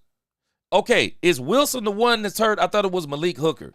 Is Wilson the one that's hurt? Because he may be the one that I'm thinking of. Let me give you my losers of OTAs. These are my losers. It's not saying that they're losers. I'm just giving you these guys because I haven't heard anything about them. And that's not a good thing. That is not a good thing. And that's why I got at the top of this list. Somebody tell me where in the world is Marquise Bell? Where's Marquise Bell? I haven't heard anything from Marquise Bell. Nothing. Angie said the safety Wilson. I think that's who we're talking about. Deuce Vaughn. I think Deuce Vaughn is a serious loser in these OTAs. Not because he's a loser, but because the Cowboys added so many running backs. And they're looking extremely good in camp. As a matter of fact, there's another guy that needs to be added, and I think somebody mentioned him. Angie, did you mention him? Miles Sanders. Miles Sanders needs to be added to winners in OTAs. Miles Sanders, they said he has been doing extremely good. Javonte Williams, he's another one. They've been talking about how good he's been doing. Okay, we can't even forget to put George Pickens. George Pickens, CeeDee Lamb. These guys, all winners at OTAs. But as it applies to losers, Deuce Vaughn. Deuce Vaughn. The addition of Jaden Blue. Deuce Vaughn. The addition of Phil Maffa. Deuce Vaughn. Serious business. Sam Williams. Sam Williams. Let me tell y'all something. Y'all probably already know this. Sam Williams better have the camp of his life. He better have the camp of his life. Because if he don't, it's over. Okay, it is Malik Hooker. That's the one I'm thinking about. Let me put that back up there. Yeah, Malik Hooker. Yeah, it's not a major injury, but it's enough that it's giving Wanye Thomas some reps. It's giving them some reps. Trayvon Diggs. It looks like Trayvon Diggs is giving up $500,000. He's supposed to be in camp 84.37% of the time. That's a clause the Cowboys put in his contract. And he's supposed to be, if I'm not mistaken, rehabbing with the Cowboys. And he chose not to. Okay. He's going to lose $500,000. And it seems to me, Trayvon Diggs is kind of making himself not be a part of this team. He really needs to get on the campus. Angie, I think, what did you put in here? Oh, yeah. Yep. Let me put him down here. Yes, for sure. We'll mention him in just a moment. Damone Clark. I'm just telling y'all. Damone Clark is another one. Damone Clark better have the camp of his life. Damone better have the camp of his life. I believe Damone Clark is on the bubble. I do. I believe that man is on the bubble. G said they not the bucket. Hey, I'm telling us. Hey, Damone Clark better have the camp of his life. Yeah, Angie, those three subject matters I mentioned, I'm not even gonna be talking about those. I just can't do it, especially with the thing with Joe Milton III. I just can't give it that hype. It is crazy to me we're talking about a backup quarterback like this who is, for all intents and purposes, he's an athletic developmental quarterback. He is. Superstar status. I'm hoping they're going to give Will Grier an opportunity to compete, because if they do, it will make Joe Milton III better. It will make him better. I'm going to tell you another loser in OTAs. We haven't heard enough about Jonathan Mingo. Have not heard enough about Jonathan Mingo. For this guy to be challenging Jalen Tolbert, it doesn't sound like to me he worked his way into getting out there and getting some work to where people are talking about him. I think I might have heard one day some things were said about him, but other than that, no. Nothing. Carl Aber, you're right. They're trying to get clicks. Uncle Fred Rents, he says, yeah, but you don't move money. Yeah, Dak and CD adding voidable years, creating cap space to pay your up and coming contracts. Yeah, we go and we are doing a good job of moving money. But again, guys, these are my losers. And so far, Angie, you're right. Will Grier. Will Grier, I saw on one of the OTA days. He was 2 for 2. They only gave this man 2 snaps? Okay, I was wondering, Superstar, you saying is Bell hurt? I don't know. I didn't know if he was hurt or not. Hadn't even heard anything on him. Carl Aber. That's the very reason why he better have the season of his life. They got a lot of pass rushers. He better have the season of his life. He better have the season of his life. Yeah. He better have yeah, Andy said Williams got hype, but Miles, that's new to me. Oh, yeah. Angie, they been blowing Miles Sanders out the spot. They've been blowing him out the spot. Okay, Angie says, G, any talk about Osa? Osa being Osa. So, you could put Osa as a winner, but I haven't heard anything about him. And that's why I didn't put him in there. Okay. Yeah, that's why I didn't put him in there, because I just really hadn't heard anything on his name. But I think he's doing fine. I think he's doing fine. But I'm telling us, Angie, there's another one. I don't know if we call him a loser, but I'll throw him on the list. I haven't heard nothing from Ferguson. Nothing. If somebody have, let me know. I just think people like him, you ought to be hearing their name. Oh, yeah. Oh, man, Corliss. Yes. Yep. You're exactly right. Brian Schottenheimer. Brian Schottenheimer is probably the biggest winner of these OTAs.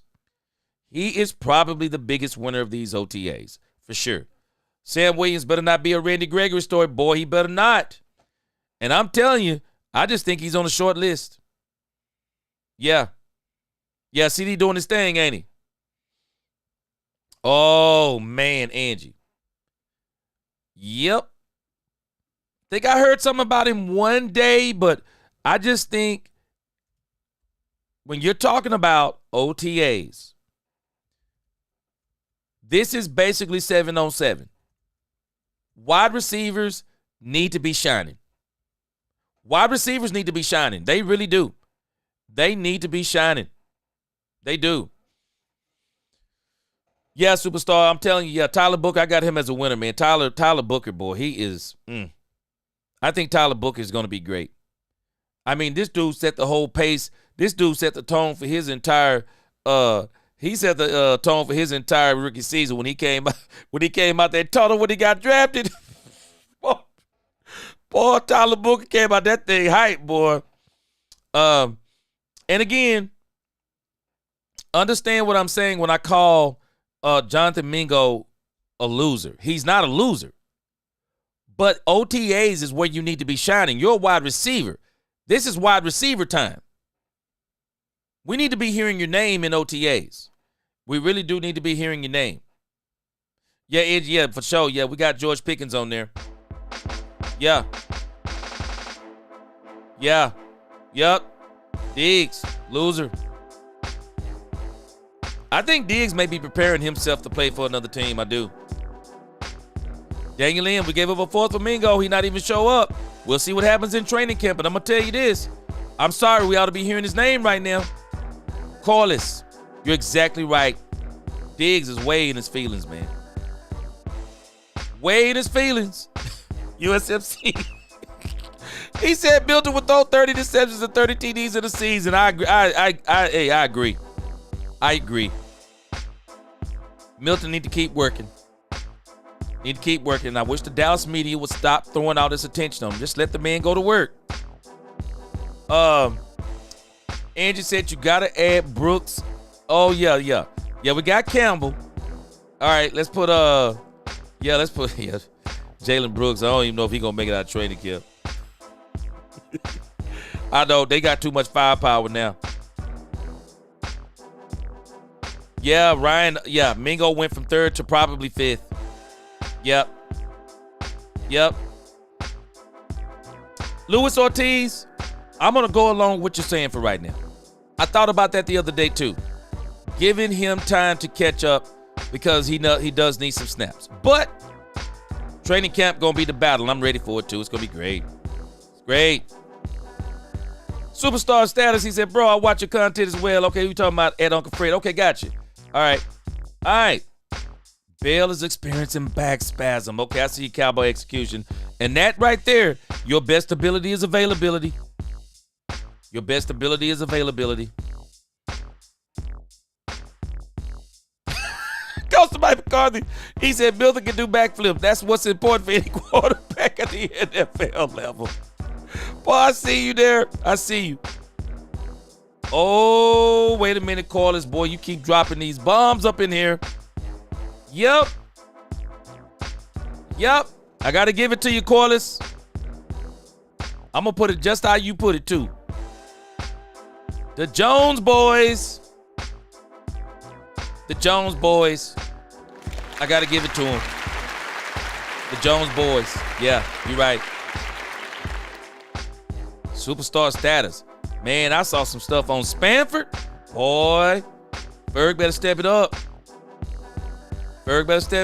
Yep, Angie, that's what we just put. Surprise winner, Stephen Jones. Them Jones boys.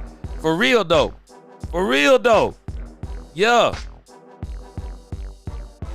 Carlito Cash said Diggs is a man-child. Yeah, man. Yeah. Yep. Daniel M says Waletsko, Clark, Vaughn, Wilson, Booker. Yep. Facts. Facts on top of facts. Yep. I'm with you. Booker talking that. Yeah, he better back it up. Yeah. And I think that's why he does himself like that. I think he does that to himself, so he puts that pressure on himself. Yeah, he puts that pressure on himself. I love it. All right, guys. Wait a minute. Wait. Richard Batiste said, what about the guy we got from the Jets? Oh, Solomon Thomas. I'm not going to put Solomon Thomas as a loser per se yet because he was brought in to be a backup. So I think he'll be fine. Superstar, no. Man, let me tell you. If I had to do, Trayshawn Holden, loser. Trayshawn Holden or whatever his name is, loser. Not that he's a loser. We're going to have to wait till training camp to see Trayshawn Holden. I haven't heard anything about him. Yeah, I haven't heard anything about him, so we're going to have to wait and see. All right, guys. I'm about to get in here and get me some tacos. See what we do. C-Base in the crib, what up with you? He said Booker can talk smack. That kid's a stud. He's going to be in the regular season for us. No doubt.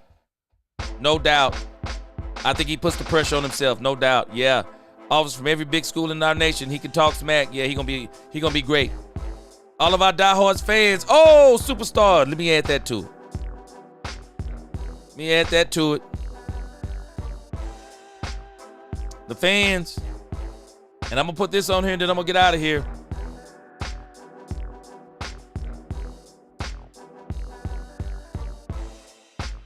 Let's Talk Cowboys fans. Yep. Y'all winners too. I appreciate y'all supporting me. I appreciate you. Y'all make sure y'all like, share, subscribe, hit that notification bell. And I'll see y'all next time. I'm going to be pretty busy this weekend. And I'm going to be busy on the channel. I appreciate you. Yep, the fans. We are the winners in this too from OTAs and the Let's Talk Cowboy fans chat. Y'all been great. Again, I appreciate y'all support. Until the next time, Let's Talk Cowboys, where we talk facts. Peace.